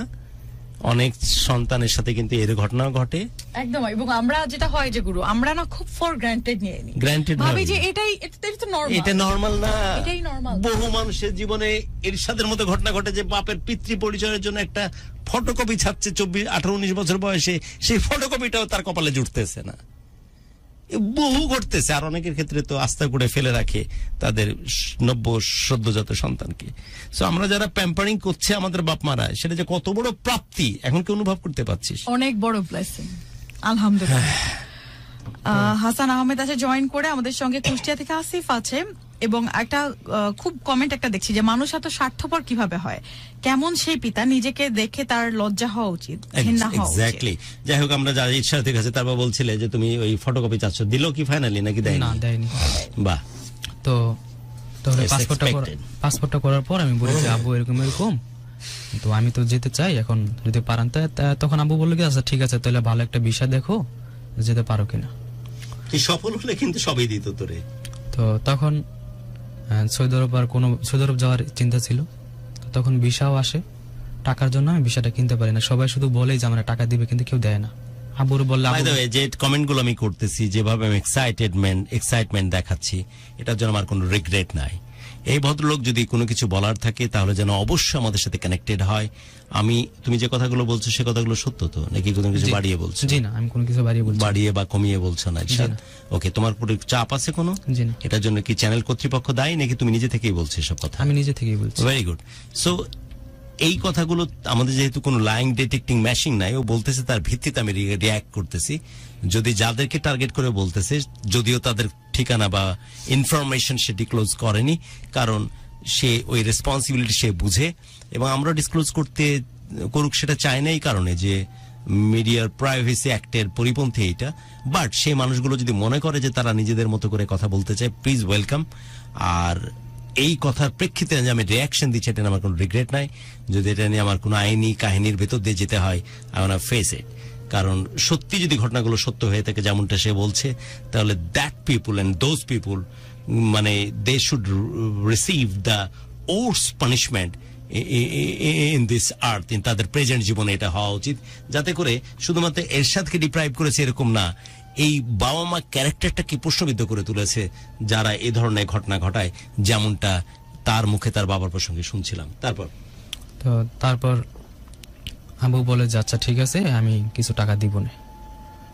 একটা পর্যায়ে বলে আচ্ছা ঠিক আছে আমি লাখখানিক টাকা দিব, 1 লাখ টাকার মতো। আচ্ছা ঠিক আছে। তো সেটা শুধু বলতেই থাকে মুখে যে দিব দিব, কিন্তু আদৌ দিবে কিনা সেটা আমি নিজেও জানি না। এখন আমি অন্য একটা যাওয়ার মালয়েশিয়াতে চেষ্টা করছি যাওয়ার জন্য। ওখানেও বললাম, কিছুদিন আগেও বললাম, তখনও হ্যাঁ রাজি, হ্যাঁ দিব, কিন্তু ওটা আদৌ দিব কিনা আমি জানি না। তো সৌদি আরবে যখন আমি ভিসাটা ধরতে যাই বা কিনতে যাই, তখন হঠাৎ করে দেখি কি আব্বুর কোনো একটা কারণে, হয়তো তার কোনো প্রবলেম ছিল, ওই কারণে তার ফোনটা বন্ধ, আগে যে নাম্বারটা ছিল। তো তখন প্রায় 2 মাসের উপরে বন্ধ। তো তখন আমি চিন্তা করলাম যে আমি যদি এত কিছু কাগজপত্র ঠিক করতে যাই তখন তো আমার আরো বেশি প্রবলেম হয়ে যাবে যদি আমার টাকা না পাই। যে কোনো কিছুর বিনিময় হোক আব্বুর সাথে তো অন্তত আমার যোগাযোগ করা দরকার, তখন আমি কিভাবে যোগাযোগ করব?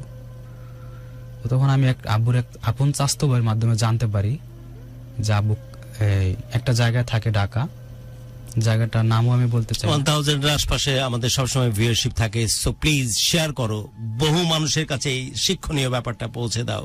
প্লিজ ডু শেয়ার, যারা এখন এই মুহূর্তে আছো শেয়ার করে পৌঁছে দাও আমাদের স্টোরি। তো বললো যে ওই মহল্লায় যাইতে, ওই মহল্লায় যাই আমি। ওখানে একটা স্কুল আছে, স্কুলের নামটা আমি বলতে চাই না। স্কুলের ওখানে একটা বাসা আছে, ওটা 3 তলায় থাকে। তো তখন আমি বললাম যে আমি আগে থেকে শুনছি যে আব্বু নাকি অনেক রাগ, তার ভিতরে অনেক রাগ থাকে সব সময়, হাত মেজাজ সব সময় এরকম ভাবে সবার সাথে নাকি এরকম ভাবে কথা বলে। আর ছোটবেলা সবাই বলতে কি যে আমি বলতে কি আমার আব্বুর কাছে আমার দিয়ে দিল না কেন। তো তখন আবার বলতো কি যে তোর আব্বু তোর নিয়ে মাইরা ফেলাতে, তোর আব্বু অনেক রাগী মানুষ, এই কথা বলতো সবাই। তো যখন আমি মাঝে মধ্যে আমি বলতাম যে আব্বু আমার তো কোনো দোষ ছিল না, তাহলে আপনারা আমাকে কেন এরকম করলেন, তখন আমার আব্বু বলতো কি যে তোমার মাই আমার তোমাকে আমার কাছে দেয় নাই। এই আর আমি কিছুই বলতাম না, এই পর্যন্ত শেষ। তো 2021 সালের কুরবানি ঈদের সময়, কুরবানি ঈদের 2 সপ্তাহ আগে হবে হয়তো, তখন আমি ওই জায়গায় যাই আমার চাচার মাধ্যমে। তখন আমি বলি যে চাচু তাহলে আমি কি পরিচয় দিয়ে যাব যদি আমাকে চিনে ফেলে? আমার ইচ্ছা ছিল যে আমি আব্বুকে দেখবো বা আব্বুর নাম্বারটা শুধু নিয়ে তারপর আমি চলে আসবো। তখন ওই চাচা বলে যে আচ্ছা তুই আমার পরিচয় দিয়া তারপর ওই বাসায় ঢুকিস। তো তখন শিখিয়ে দেওয়া আর নিজেরটা তো অনেক পার্থক্য। তারপর আমি ওই বাসায় যাই, নামাজটা পড়ি, তখন শুক্রবার ছিল, জুম্মার নামাজ পড়ে তারপর আমি দেন বাসায় ঢুকি। তো বাসায় ঢোকার পর গেট বাড়ি দিই, গেটে টোকা দিই, গেটে টোকা দেওয়ার পর কেউ আসে না। অনেকক্ষণ পর একজন আসে, তখন আমি চিনতে পারি না ওটা কে। বলো যে ভিতরে আসেন, গেলাম, কথা বললাম, পরিচয় দিলাম যে বলো কে। তখন আমি আমার চাচুর কথা বলি যে আমি তার ছেলে। তখন পরিচয় দিল যে আমি তো তার চাচাতো বোন। তখন আমি জানতে পারলাম যে এটা আমার ফুপু হয়। তো ভিতরে গেলাম, ভিতরে যাওয়ার পর এখন আমার বিভিন্ন কথা জিজ্ঞাসা করছে। তখন থেকে দাদি নামাজ শাদী করছে অলরেডি? হ্যাঁ, তোমার বাবাকে অলরেডি বিয়ে শাদী করছে? হ্যাঁ, ওইখানে 2টা ছেলে আছে তার। ওই বাড়িতে গেছো? হ্যাঁ, ওই বাসায় গেছি। আমার নিয়ত একটাই যে আমি আব্বুকে শুধু একটু দেখবো আর আমি নাম্বারটা নিয়ে চলে আসবো। তুমি বাসায় ঢুকলে? তারপর? হ্যাঁ, বাসায় ঢোকার পর দেখি দাদি নামাজ পড়ে। তো দাদিকে দেখি আমার আর কোনো কিছুই তখন ঠিক ছিল না, যে এত বছর পর মানুষ তো দাদা দাদির আদর যত্ন তো সবসময় আদর যত্নই তো বড় হয়। তখন আর আমি কোনো কিছু আমাকে এক একটা প্রশ্ন করতেছে আমার ফুপা আর আমার দাদি যে তুমি আমার ভাইয়ের ছেলে, আসো বসো, তুমি এত বড় হইলে কিভাবে, আমার ভাই তো আরো পরে বিয়ে করছে, তোমার চাচারা কেমন আছে বা তোমার ওই চাচা কেমন আছে, এক একজনের কথা বলছে, কিন্তু যাদের কথা বলছে তাদের কথা আমি ওরকম ভাবে চিনি না। একটা পর্যায়ে যে আমি দেখি কি আমি সবকিছু পাকযোগ করে ফেলতেছি, কোনো কিছু বলতে পারতেছি না। তখন তুমি জানো তো না? হ্যাঁ, তখন আমি একটা পর্যায়ে যে বলি যে, তখন আমাকে বলে কি আমার ফুপু যে আপনি আমাদের রক্ত, আপনি আমার ভাইয়ের চাচাতো ভাইয়ের ছেলে, বসেন এখানে।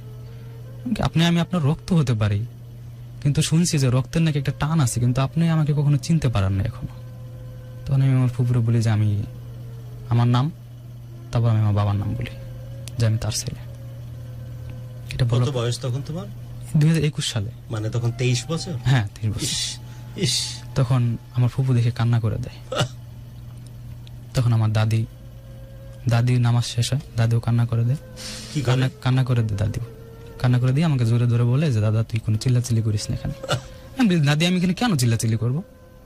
আমি আসছি আপনাদের দেখার জন্য, আমি আব্বুর সাথে একটু দেখা করতে চাই। তখন ফুপু নগদে বোর করা পড়লো, পড়ার পর ওখান থেকে অল্প একটু দূর আমার বড় ফুপুর বাসা। তো দাদি বলতেছে কোথায় যাস? তো ছোট ফুপু বললো কি ওরা নিয়ে বড় ফাঁকা বাসায় যায়। কেন? ওরা যদি এখানে বাসায় রাখি তাহলে ওরা আসতেই রাখবো না, ওরা মাইরে ফেলাইব ওরা আব্বু। তখন আমি বড় ফুপুদের বাসায় যাই, তখন ওখানে দাদিও আসে, ছোট ফুপু আসে, মেজু ফুপু আসে, আমার 3টা ফুপু। তো বড় ফুপু জিজ্ঞাসা করলো কেমনে কেমনে আলি, কেমনে কি, সবকিছু বললাম।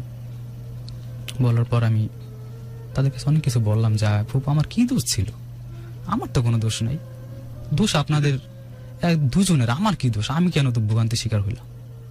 তখন ফুপুরা কোনো কিছুই বলে না, বুঝ দেয়, সান্ত্বনা দিচ্ছে, এগুলোই দেওয়ার পর একটা পর্যায়ে আমি আব্বুর নাম্বারটা আনি, নতুন যে নাম্বারটা, আর কয়েকটা নাম্বার, ওই নাম্বারটা আমি আনি কার মাধ্যমে, যে ওই নাম্বারটা আমার যে দিয়ে যায়, ওই নাম্বারটা আমার আব্বু যে পরবর্তীতে যেখানে বিয়ে করে তার বড় ছেলে নাম্বারটা দিয়ে যায়।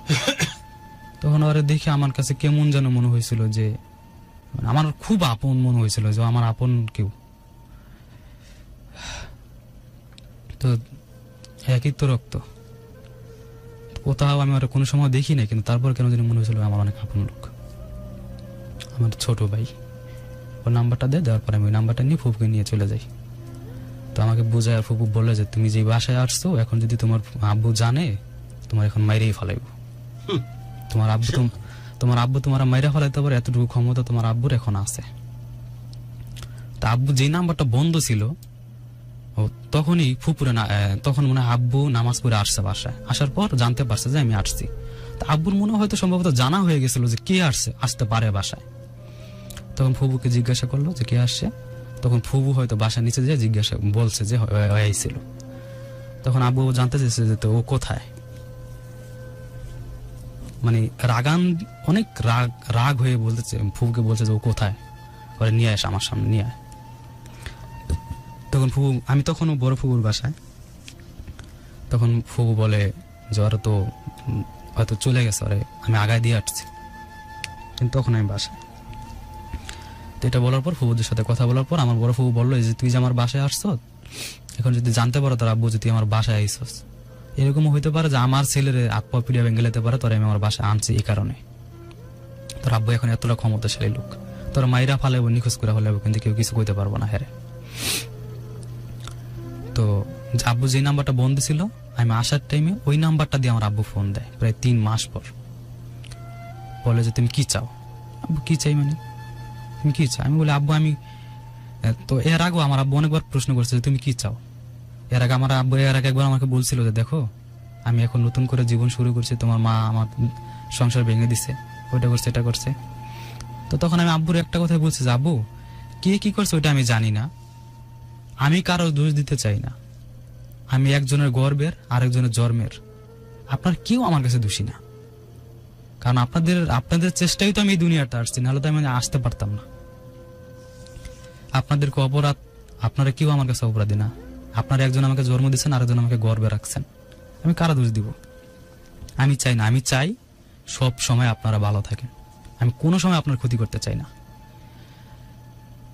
পরবর্তীতে যাওয়ার টাইমে আমাকে ফোন দিয়ে আবারও যে প্রশ্ন করে তুমি কি চাও? আব্বু একই কথা, আমি কিচ্ছু চাই না, আমি চাই আপনারা ভালো থাকেন, কিন্তু আমার যে একটা জায়গা আছে বা আমার যে একটা জন্মদাতা, আমার যে একজন লোক আছে যে আমাকে দুনিয়াতে এই স্বীকৃতিটা অন্তত আমার থাক, বা আমার যে বাবা আছে, আমি যে মানুষের সামনে গর্ব করে বলতে পারি যে হ্যাঁ আমার বাবা আছে। ওটার ভাগ, সম্পত্তির ভাগ দেয়া লাগবে না, অন্তত নামটা থাক। সম্পত্তি কখনোই ছিল না আমার, সম্পত্তির নেশা, অন্তত নামটা থাক। হ্যাঁ, আমি এর মধ্যে এতটুকু বললা, তখন কি বললো? এর ভিতরে আমি এতটুকু জানতে পারি, আমার আব্বু আমাকে একটা হিসাব দেয় একদিন, যে তুমি কি জানো যে আমার পরিবারে কত টাকা খরচ আছে? ওর প্রসঙ্গ বাদ দাও, তুমি বললা যে তোর কিচ্ছু চায় না, শুধু আমাকে যেন কেউ জারজ না বলে, আমাকে যেন পিতৃত্বহীন না বলে, তাই আমার একটা নাম দরকার, যে আমার বাপের নাম অমুক, সেটা চাই, তোমার সম্পত্তির ভাগও চায় না, এটাই তো বলছে।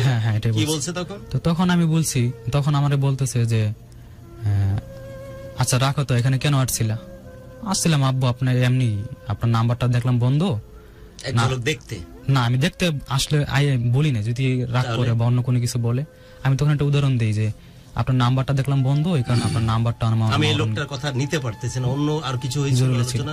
তো তারপর তার সাথে আমার আর দেখা হয় না, এখন মাঝে মধ্যে কথা হয়। দেখা কি সেদিন হলো তাহলে ফোনে? না, সেদিনকে সাক্ষাৎ হয়নি? না, সাক্ষাৎ হয় না। আর কি দেখা হয়েছে কখনো? না, আর কখনো দেখা হয় নাই। তারপর কখনোই দেখনি তোমার বাপকে? না। তারপর আমি যখন ফুপুদের বাসায় বসে থাকি তখন আমি ফুপুরে বলি যে ফুপু, আব্বুরও তো আমি দেখতে পারলাম না, হ্যাঁ আপনার অন্তত আমার আব্বুর একটা ছবি পর্যন্ত আমার দেন আমার মোবাইলে।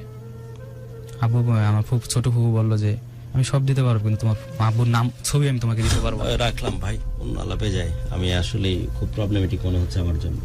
তো এনিওয়ে, আপনারা আরেকবার বলি আমি, যে কথাগুলো শুনতেছেন এরশাদের কণ্ঠস্বরে, সেটা এরশাদ নিজে থেকে তার মতো করে এই কমিউনিকেশন গুলো দিচ্ছে ঢাকা এফএম 90.4 এই চ্যানেলে। এখন যেহেতু মিডিয়া অ্যাক্ট অনেক বেশি স্ট্রং, সেই কারণে আমাদেরকে বারবার ক্লিয়ার করতে হয় যে এর পিছনে কোনো প্রেশার, কোনো রকমের কোনো কমিউনিকেশন, কোনো চাপ। ইনফ্যাক্ট আমার সাথে দেখাই হয় আমার যারা গেস্ট তার সাথে স্টুডিওতে, রাইট? আর আগে কি দেখা হয়েছে? জি না। আচ্ছা, না দেখা হয়েছে আমাকে অনেক যে লোক দেখছে এদিক ওদিক দৌড়াদৌড়ি করতে ঢোকার না, আমি সময়। আরো অনেক আগে একবার আপনাকে দেখছিলাম, এফএম এ আসছিলাম তখন, ওই জন্য। ওকে, অনেক আগে। এটা সো তোমার সাথে দেখা বা বসার কোনো সুযোগই হয়নি বা কোনো কথা হয়নি। বাই দিস টাইম সে যে মানুষটির কথা বলছে, সে কথার সারসংক্ষেপ এরকম: 3 মাস বয়সে সেপারেশন হয় তার বাবা মার। তারপর থেকে তার মা 4 বছর যখন ইরশাদের বয়স তখন আরেকজনের সাথে বিয়ে করে, কিন্তু সৎ বাবার অত্যাচারের গল্প তো আপনারা শুনছেনই। বাই দিস টাইম যখন তার বয়স 23 বা 23 হয়, তখন সে চেষ্টা করে যে তার বাবাটাকে এক ঝলক দেখার জন্য, সম্পত্তির ভাগ নেওয়ার জন্য না, কোনো কিছুর জন্য না, শুধুমাত্র তার বাবাকে তাকে এক ঝলক চোখে দেখা এবং পিতৃ পরিচয় হিসেবে তার নামটা যদি মেনশন করতে পারে সেই অধিকারটা পাওয়া, এবং সেখানে এনশিওর করে দেওয়া যে তার সম্পত্তির অংশীদার সে কোনোভাবেই হতে চায় না। সেখান থেকে সে ডিপ্রাইভ হয়, তাকে কোনোভাবেই এটা করতে দেয় না এবং তাকে রিজেক্ট করে। এবং আজ অবধি, তোমার বয়স কত এখন? এখন অলমোস্ট 24 চলে, আজ পর্যন্ত তার বাবাকে চোখে দেখার কপাল হয়নি। এখন প্রশ্ন হচ্ছে, it's a very $1 million question, যে ছেলেটার দোষ কোথায়? 3 মাস বয়সে এমন কি পাপ করলো ছেলেটি? হয়তো এমন হতে পারে যে ঘুমের ঘোরে 3 মাস বয়সী বাচ্চা ওর বাপের বিচি সোজাসুজি এমন একটা লাথি মেরেছিল যে কারণে বাপ অনেক কষ্ট পেয়েছিল, বিধায় 3 মাস পর বয়সী বাচ্চাটাকে পর করে দিয়েছে। আর কি হতে পারে? আর কি কারণ হতে পারে? তোরা পুতু করে একসাথে থেকে সন্তান জন্ম দিলি, 3 মাস বয়স পরে তোরা স্বামী স্ত্রীতে প্যাচ খাইলো, তোরা আলাদা হয়ে গেলি, সব ঠিক আছে। কোরআন মাজিদেও আল্লাহ রাব্বুল আলামিন সে প্রেসক্রিপশন দিয়ে রেখেছে, যেভাবে তোমরা কাছাকাছি আসছো ভালোবেসে ওইভাবে তোমরা আলাদা হয়ে যাও যদি তোমাদের না বনে। কিন্তু তোমাদের ঔরসে জন্ম নেওয়া সন্তানটাকে কিভাবে তোমরা ডিপ্রাইভ করতে পারো? কি লক্ষ্মী বাচ্চা তৈরি হয়েছে, ওকে চেহারা দেখেই বুঝতেছি। এত রকমের ডিপ্রাইভ হওয়ার পরেও সেপারেটেড ফ্যামিলিতে বড় হয়েছে, নানি তাকে মানুষ করেছে, সৎবাবের কাছে সারা জীবন মার খাইছে, আর মাকে মারছে, ওকে মারছে। 9 বছর বয়সে ঢাকায় পালিয়ে আসে এবং তখন থেকে 50 কেজি ওজনের সিমেন্টের বস্তা নিয়ে সে সার্ভিস দেওয়া শুরু করে এবং বহু কষ্ট, বহু কান্নার শিকার এই ছেলেটি। কিন্তু তার আউট অফ কিউরিসিটি থেকে তার মন জানতে চায় যে আমি কার ঔরসে জন্ম নিয়েছি। এটা তো মিনিমাম প্রাপ্তি, মিনিমাম এক্সপেকটেশন। তাই লোকটিকে জানবার চেষ্টা করে, দেখতে যায়। দেখতে যাওয়ার সময় সে লোকটি সে অধিকারটা তাকে দেয়নি, তাকে দেখতেও দেয়নি এবং সে তাকে বারবার নিশ্চয় করে, তোমার কাছে আমি সম্পত্তির ভাগ নিতে আসিনি, কোনো কিছু চাইতে আসিনি, পাইতে আসিনি, শুধু তোমাকে একবার ঝলক দেখতে এসেছি এবং আমার নামের পাশে জন্ম নিবন্ধন কার্ড বা আইডি কার্ডে যে তোমার নামটা যাবে সে অধিকারটা পেতে এসেছি। এতটুকু অধিকার দাও আমাকে অ্যাটলিস্ট 24 বছর বয়সে এসে। ভেরি আনফরচুনেট, আজকে তার 24 চলে, এখন পর্যন্ত সেই লোকের দেখা সে পায়নি। এই কথাগুলো যদি সত্য হয়ে থাকে, যেমনটা সে বলছে, যে সে দাবি করছে আমার প্রত্যেকটা দেয়া তথ্য 100% সঠিক, রাইট? যেটার জন্য চ্যানেলের পক্ষ থেকে কোন রকমের তোমাকে প্রভোগ করা, কোন রকমের প্রেসারাইজ করা কোনো কিছু হয়নি, নিজ উদ্যোগে নিজ ঠান্ডা মাথায় কথাগুলো বলতেছে, রাইট? এবং তাই যদি হয়ে থাকে তাহলে আমি যেভাবে রিয়াক্ট করতেছি এর জন্য আমার কোনো রিগ্রেট নাই। এমন ধরনের পরিবার, এমন ধরনের ঔরসে জন্ম নেওয়া পিতা আসলেই হওয়া উচিত না, যাতে করে পিতা নামটার প্রশ্নে মানুষের এরকম রকমের দন্যতা চলে আসে, এরকম রকমের খারাপ বোধ চলে আসে। পিতা নামের এই অনুভূতিটায়, বাবা নামের এই অনুভূতিটা এত বেশি বিতর্কিত হয়ে যায়, সেই কারণে আসলেই এই মানুষগুলোর কোনোভাবেই এরকম ভাবে ঔরসে জন্ম নেওয়া, এই ধরনের সন্তানকে জন্ম দেওয়া কোনোভাবে উচিত নয়। তাই আমার মনে হয় যে এক্সট্রিম মুহূর্তে নিজেদেরকে প্রোটেক্টরের দিকে কন্ট্রোল করা উচিত। বিভিন্ন রকমের প্রোটেকশন ম্যাটেরিয়াল পাওয়া যায়, ডিরেক্স is so good, but character কি ধরনের, বা অ্যাটলিস্ট ওই যে সিংহ পুরুষ কি যেন একটা গোল্ড মেডেল দেয়, সেগুলোও ব্যবহার করতে পারে, অথবা তার পার্টনারকে বিভিন্ন রকমের পিল খাওয়াতে পারে, বাট সন্তান জন্ম দেওয়া উচিত না। সন্তান জন্ম দেওয়ার মিনিমাম অধিকার বা যোগ্যতা তারা রাখে না। এট দ্য সেম টাইম এটাও বলতেছি যে যদি তার কথায় কোনো ভুল থেকে থাকে, মিডিয়ার পক্ষে পসিবল না ইনভেস্টিগেট করে ইনস্ট্যান্ট তার কাছে সঠিক তথ্য বের করার। যদি মনে হয় যে আপনার কাছে আরো কিছু কথা বলার আছে, so please do communicate with us, আমরা আপনার কথা কমিউনিকেট করতে চাই। পাশাপাশি আর একটা কথা বলি, ছেলেটি অনেক বেশি পরিণত এবং অনেক বেশি সমস্ত কিছু জিনিসকে বোঝার মতো ক্যাপাবিলিটি রাখে, যে কারণে সে চায়নি কোনোভাবেই তার সত্যিকারের বাবা এবং সৎ বাবা কেউ বিতর্কিত না হোক, এজন্য কোনো ঠিকানা, কোনো নাম, কোনো কিছু আমাদের কাছে ওপেন করেনি। এটাকে আমি সত্যি প্রশংসা করি। এই কারণে যে চাইলেই সে করতে পারতো, তাও করেনি, কারণ আমাদের মিডিয়ার প্রাইভেসি অ্যাক্টে সেই জিনিসটাকে সাপোর্ট করে না, আমরাও চাই না এবং সেও করেনি। So thank you for that, যে তুমি নিজে বহু কষ্ট পাওয়ার পরেও এই মানুষগুলোকে বিতর্কিত হয়, যে কারণে তাদের তথ্য আমাদের সামনে নিয়ে আসনি। তো দিস ইজ অল অ্যাবাউট, আমি আসলে নিতে পারতেছি না আর। অনুষ্ঠান কি আমরা শেষ করতে পারি? তোমার গল্প কি আর কিছু বাকি আছে বাপ? জি, আর কিছু ছিল। বলো। তারপর আব্বুর সাথে আর কোনো কথা হয় না এরকম ভাবে। তো এটা তো যাওয়ার পর তো যখন আমার কাজটা শেখা হয় 2014 সালেই, আমি একজনকে বলি, আমার এক ফুফাতো ভাইরে, যে ওরা দেখি সবসময় ফোনে কথা বলে, কিন্তু কার সাথে কথা বলে ওটা জানতাম না। সব সময় দেখি কথা বলতেই থাকে, কখনো ফোন ছাড়ে না। তখন আমি বললাম, তোরা কার সাথে কথা বলস? বলে যে বলি, তুই বলতে চাস কিনা? হ্যাঁ বলতে চাই, তাহলে আমার একটা নাম্বার দে, আমি কিভাবে বলবো? তখন একটা নাম্বার দে। তো ওই নাম্বারে ফোনে কথা বলি, কথা বলতে একটা পর্যায়ে 6 মাস কথা বলার পর একটা মেয়ের সাথে আমার সম্পর্ক হওয়ার একটা পর্যায়ে 6 মাস আমরা বন্ধুত্ব হিসেবেই কথা বলি। কথা বলার পর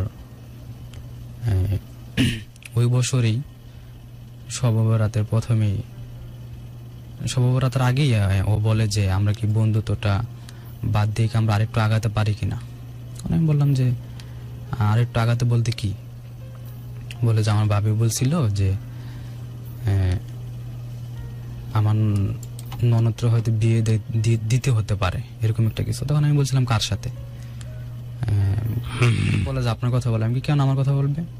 আমার কথা তো বলার কথা না। তখন বলে যে আচ্ছা, কি আমরা কি তাহলে অন্যরকম ভাবে কথা বলতে পারি না? হ্যাঁ বলেন, সমস্যা নাই। তো ওখান থেকেই একটা আমরা রিলেশনে যাই। যাওয়ার পর এখন সম্পর্কটা কি পর্যায়ে? 2014 সালে রিলেশন হয় আমার তার সাথে। প্রথম দেখা হয় শবে বরাতে। দেখার পর কেমন যেন একটু অন্যরকম লাগছিল, যে একরকম মনে করলাম আরেক রকম, এরকম মনে হয়েছিল। দেখতে ভালো না?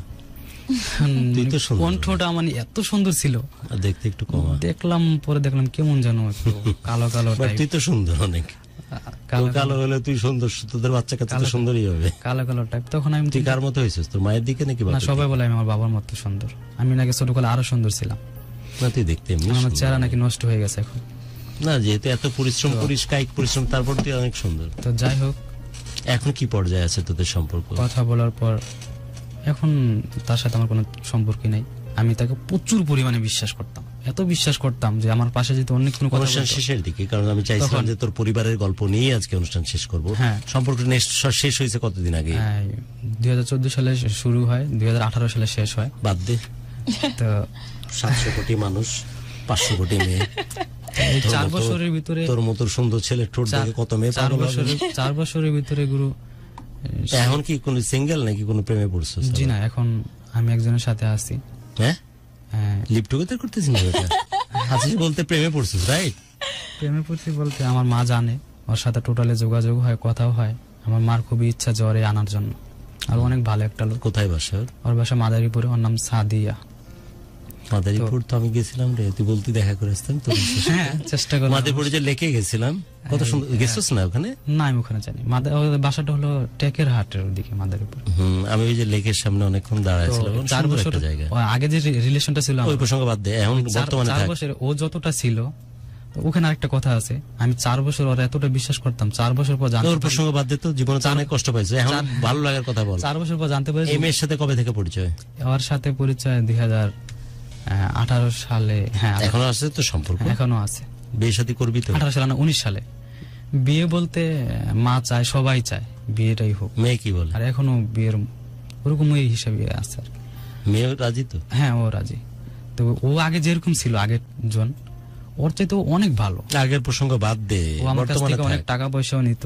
ওটা বাদ দে, তুই বর্তমানে বল এখন কেমন? এখন ও অনেক ভালো, অনেক আমার সাপোর্ট দেওয়ার মতো একজন লোক দরকার ছিল, যাকে আমি চাইছিলাম। ও যেমন তাকে দেখতে আমি- চাইছিলি সেরকম? হ্যাঁ ও অনেক সুন্দর, আমার কাছে অনেক ভালো লাগে, কিন্তু আমি ওর ওরকম ভাবে কোনো কিছু আমাকে কথা লুকায় বলতে লুকায় পারি না। চোরের মতো একটু দেখাই দিবি না ও অনেক কিছু দেখতে চায় বা বলতে চায়, শুনতে চায়, আমি ওটা আরে বলতে পারি না। আর অনেক অভিযোগ যায় আমার সাথে, কেন ভালো মতো কথা বলি না। এটা তোরে ভালোবাসা অনেক?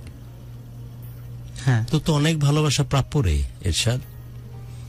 তুই বাবা মার ভালোবাসা পাসনি, আত্মীয় স্বজনের ভালোবাসা পাসনি, শুধু নানি ভালোবাসছে তোরে, তাই তো? জি। সো তোর অনেক ভালোবাসা প্রাপ্তি। পারবে এই মেয়ে সেই ভালোবাসাগুলো দিয়ে ভরিয়ে দিতে তোর জীবন? তোর কি মনে হয়? চেষ্টা করছি। তুই করছিস না ও করছে? ও 100%, আমি 100%। তো জানে পুরো জীবনের গল্প জানে? জি সব জানে। এই ওই কি কি জানে, অ্যাপ ব্যবহার করে কি কি করে ওসব করে নাই? নরমালি এরকম দেখতে? না নরমালি আমি Normal দেখা। দেখাচ্ছি।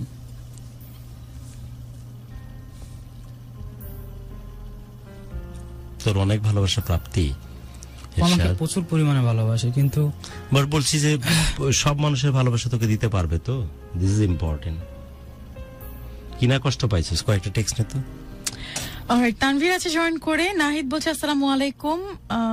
আচ্ছা, আপনার কমেন্টটা চলে গেল। একটা কমেন্ট গুলো আমার চোখে পড়েছিল একটু আগে, এবং ওনার নামটা আমি ভুলে গেলাম।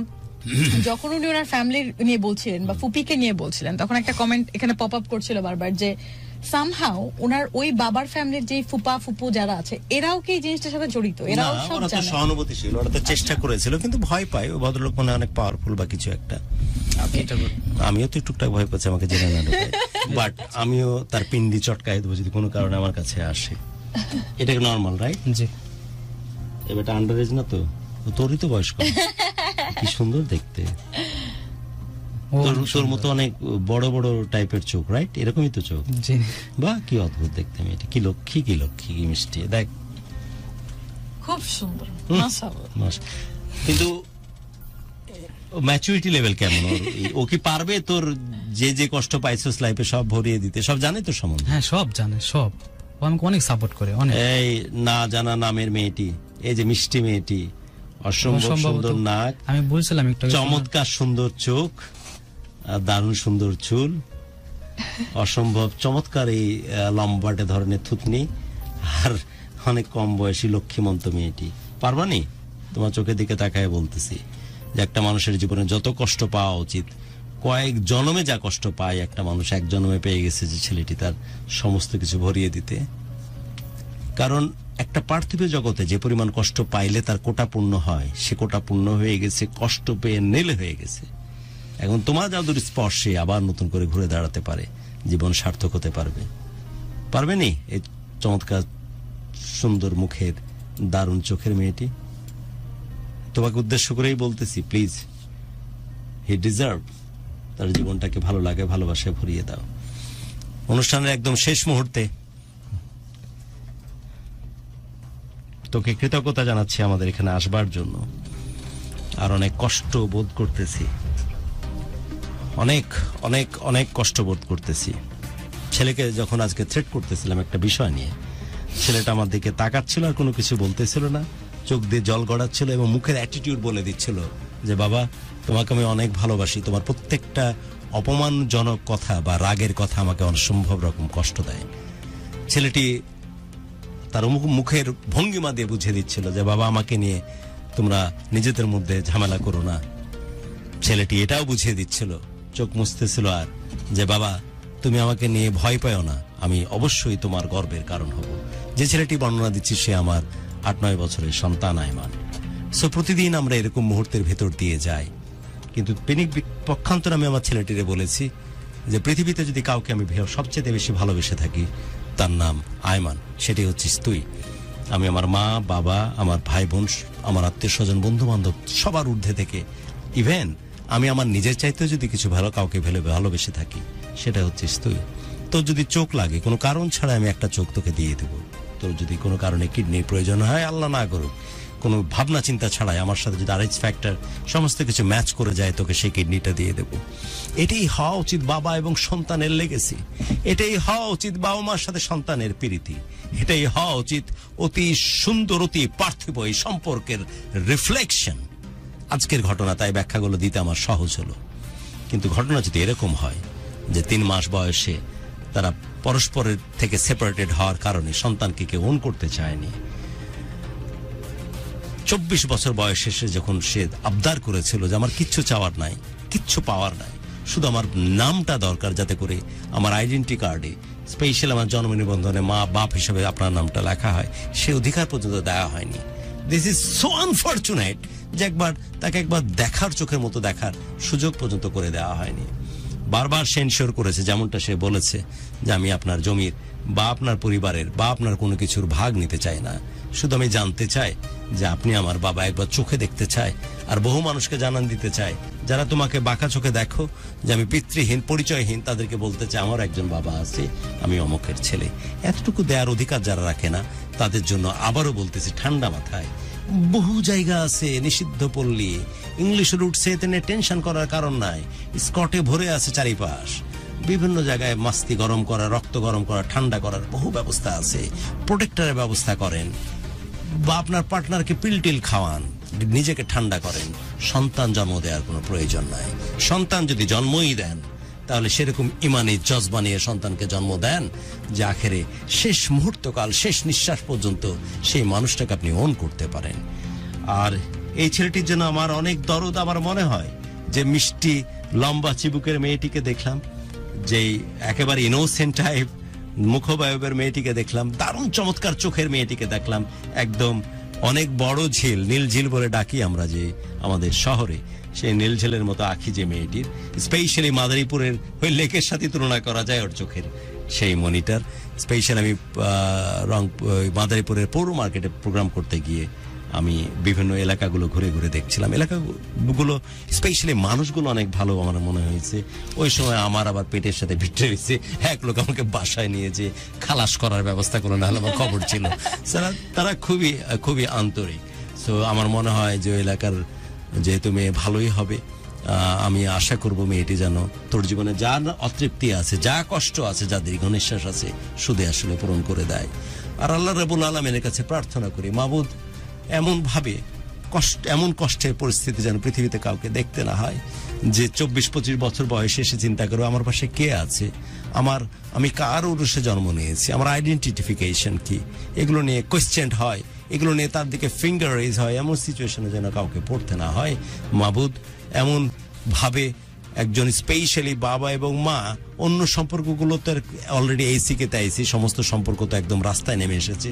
অন্তত বাবা মা আর সন্তানের যে সম্পর্ক, এটা যেন বিতর্কিত না হয়, পৃথিবীতে বাঁচা অবস্থায় যেন আমাদেরকে এগুলো দেখতে না হয়, সেজন্য তোমার কাছে প্রার্থনা করি। আর স্পেশালি এই ইরশাদের মতো মানুষজন যেন ভালো থাকে, সুখে থাকে, সেই প্রার্থনা করি। ইরশাদ, বিদায় নিচ্ছি আজ তোর কাছ থেকে, বাট আমি সত্যি গর্বিত ভালোবাসার বাংলাদেশের এই প্রোগ্রামে তুই এসেছিস। আমি যদি ব্যাক টু ব্যাক তোর সম্বন্ধে বলতে চাই, প্রথম কথা, যদি চমৎকার ভাবে কথা বলিস, তোর প্রত্যেকটি কথা আমার কলিজার মতো মধ্যে তীরের মতো করে লেগেছে। একটা পর্যায়ে আমি আর তোর কথা নিতে পারতেছিলাম না। এরকম ঘটনা খুব কম ঘটে, আজকে ঘটেছে তোর ক্ষেত্রে। আরেকটি বিষয় বলতে চাই যে আমাদেরকে এত প্যাম্পার্ড করার পরেও, আমাদের বাবা মা প্যাম্পার্ড করার পরে আমরা নোংরামি করি, প্রতি মুহূর্তে ভুল করি। আর তুই এইভাবে বিন্দাস নিজের জীবনটাকে কাটাতে পারতি, নোংরা জীবনে নিজেকে জড়িয়ে ফেলতে পারতি। যত বেশি নোংরামি করেছে তোর সাথে তোর তকদীর, তার চাইতে অনেক বেশি নিজেকে সৎ রাখার চেষ্টা করেছিস, ভালো থাকার চেষ্টা করেছিস, সেটা সত্যি অনেক গর্বের। এবং যতটুকু পথ এখন পর্যন্ত তুই এসেছিস, সেটা একান্ত নিজের প্রচেষ্টায়, নিজের শক্তিতে, নিজের পরিশ্রমে। যেমন 9 বছর বয়সে 50 কেজি ওজনের সিমেন্টের বস্তাও তোকে মাথায় তুলতে হয়েছে। তো তোর জায়গাতে আর যে কোনো কেউ হোক, অনেকে আছে না যে 1000 কোটি টাকা সম্পত্তি বা আপনার ছেলের নামে লিখে দেয়, ও তখন ওই যে বড় রিভলভিং চেয়ারে বসে, একদম প্রেসিডেন্সিয়াল সুইটে করে সে থাকে এবং চার্টার্ড বিমান করে ভ্রমণ করে। ওদের চাইতে অনেক বেশি গর্বের যাত্রা তোর, যে মানুষটা যা কিছু করেছে এই পৃথিবীতে 3 মাস বয়স পর থেকে 24 বছর বয়স পর্যন্ত সেই জিনিসটা সে নিজে করেছে। আল্লাহ রাব্বুল আলামিন উপর থেকে হয়তো তাকে দিক নির্দেশনা দিয়েছে, বাকি পরিশ্রমটা, বাকি সফলতাটা একান্তই তার, আগে পিছে মাঝে কেউ ছিল না। সো এটার জন্য সত্যি তোকে কৃতজ্ঞতা জানাই এবং কংগ্রেচুলেশন জানাই। আর যে 3 জন মানুষ তোকে হেল্প করেছে, স্পেশালি তোর নানি, তোর বন্ধু যে সৌদি আরবে থাকে, আরেকজন কার কথা বলেছিলি? তোর মামা, রাইট? জি না, আমার মা। তোর মা, তোর মা তো যে কোনো অবস্থাতে তোর পাশে থাকার চেষ্টা অ্যাটলিস্ট করেছেন, যদিও এটার জন্য তাকে অনেক ত্যাগ স্বীকার করতে হয়েছে, অনেক কষ্ট পেতে হয়েছে, স্পেশালি সৎ বাবার কাছে মার খেতে হয়েছে। সেই মানুষগুলোর জন্য আমাদের কৃতজ্ঞতা। আর স্পেশালি তোকে আরেক দফায় কংগ্রেচুলেশন জানাচ্ছি যে যা করেছিস জীবনে, যতটুকু এসেছিস জীবনে, তোর মতো জায়গাতে থাকলে বেশিরভাগ ছেলেকে খুঁজে পাওয়া যেত না। বেশিরভাগ ছেলেই হয়তো এই ড্যান্ডিখোর হতো, অথবা নেশাখোর হতো, অথবা সুইসাইড করে জীবন থেকে চলে যেত। You are the real fighter, you are the one man army, যে নিজে থেকে নিজেকে সফল করার জন্য এই পথগুলো বেছে নিয়েছে। সো তোর মতো সন্তান, যাকে এইরকম সন্তানকে পাওয়ার পরও যারা ত্যাগ করেছে তাদের জন্য লানত, আর তোর মতো সন্তানকে ঔরসে ধরার জন্য, গর্বে নেওয়ার জন্য, তোর মতো সন্তানকে জন্ম দেওয়ার জন্য আমার মনে হয় লালায়িত হয়ে থাকে ভবিষ্যতের আপকামিং বাবা মারা। So you are so good, I am really proud of you, যে ভালোবাসার বাংলাদেশের ক্যানভাস তুই আজকে পরিপূর্ণ করেছিস। তোর উপস্থিতিতে আমি সত্যিকার অর্থেই কৃতজ্ঞ। অনেক শ্রদ্ধা, অনেক ভালোবাসা, অনেক স্নেহ তোর জন্য। বিদায় নিচ্ছি আজ। সবার জন্য অনেক অনেক দোয়া, প্রত্যেকটি প্রাণ ভরে উঠুক ভালো লাগা নিয়ে, আর প্রত্যেকটি হৃদয় শাসিত হোক শুধুই ভালোবাসা দিয়ে।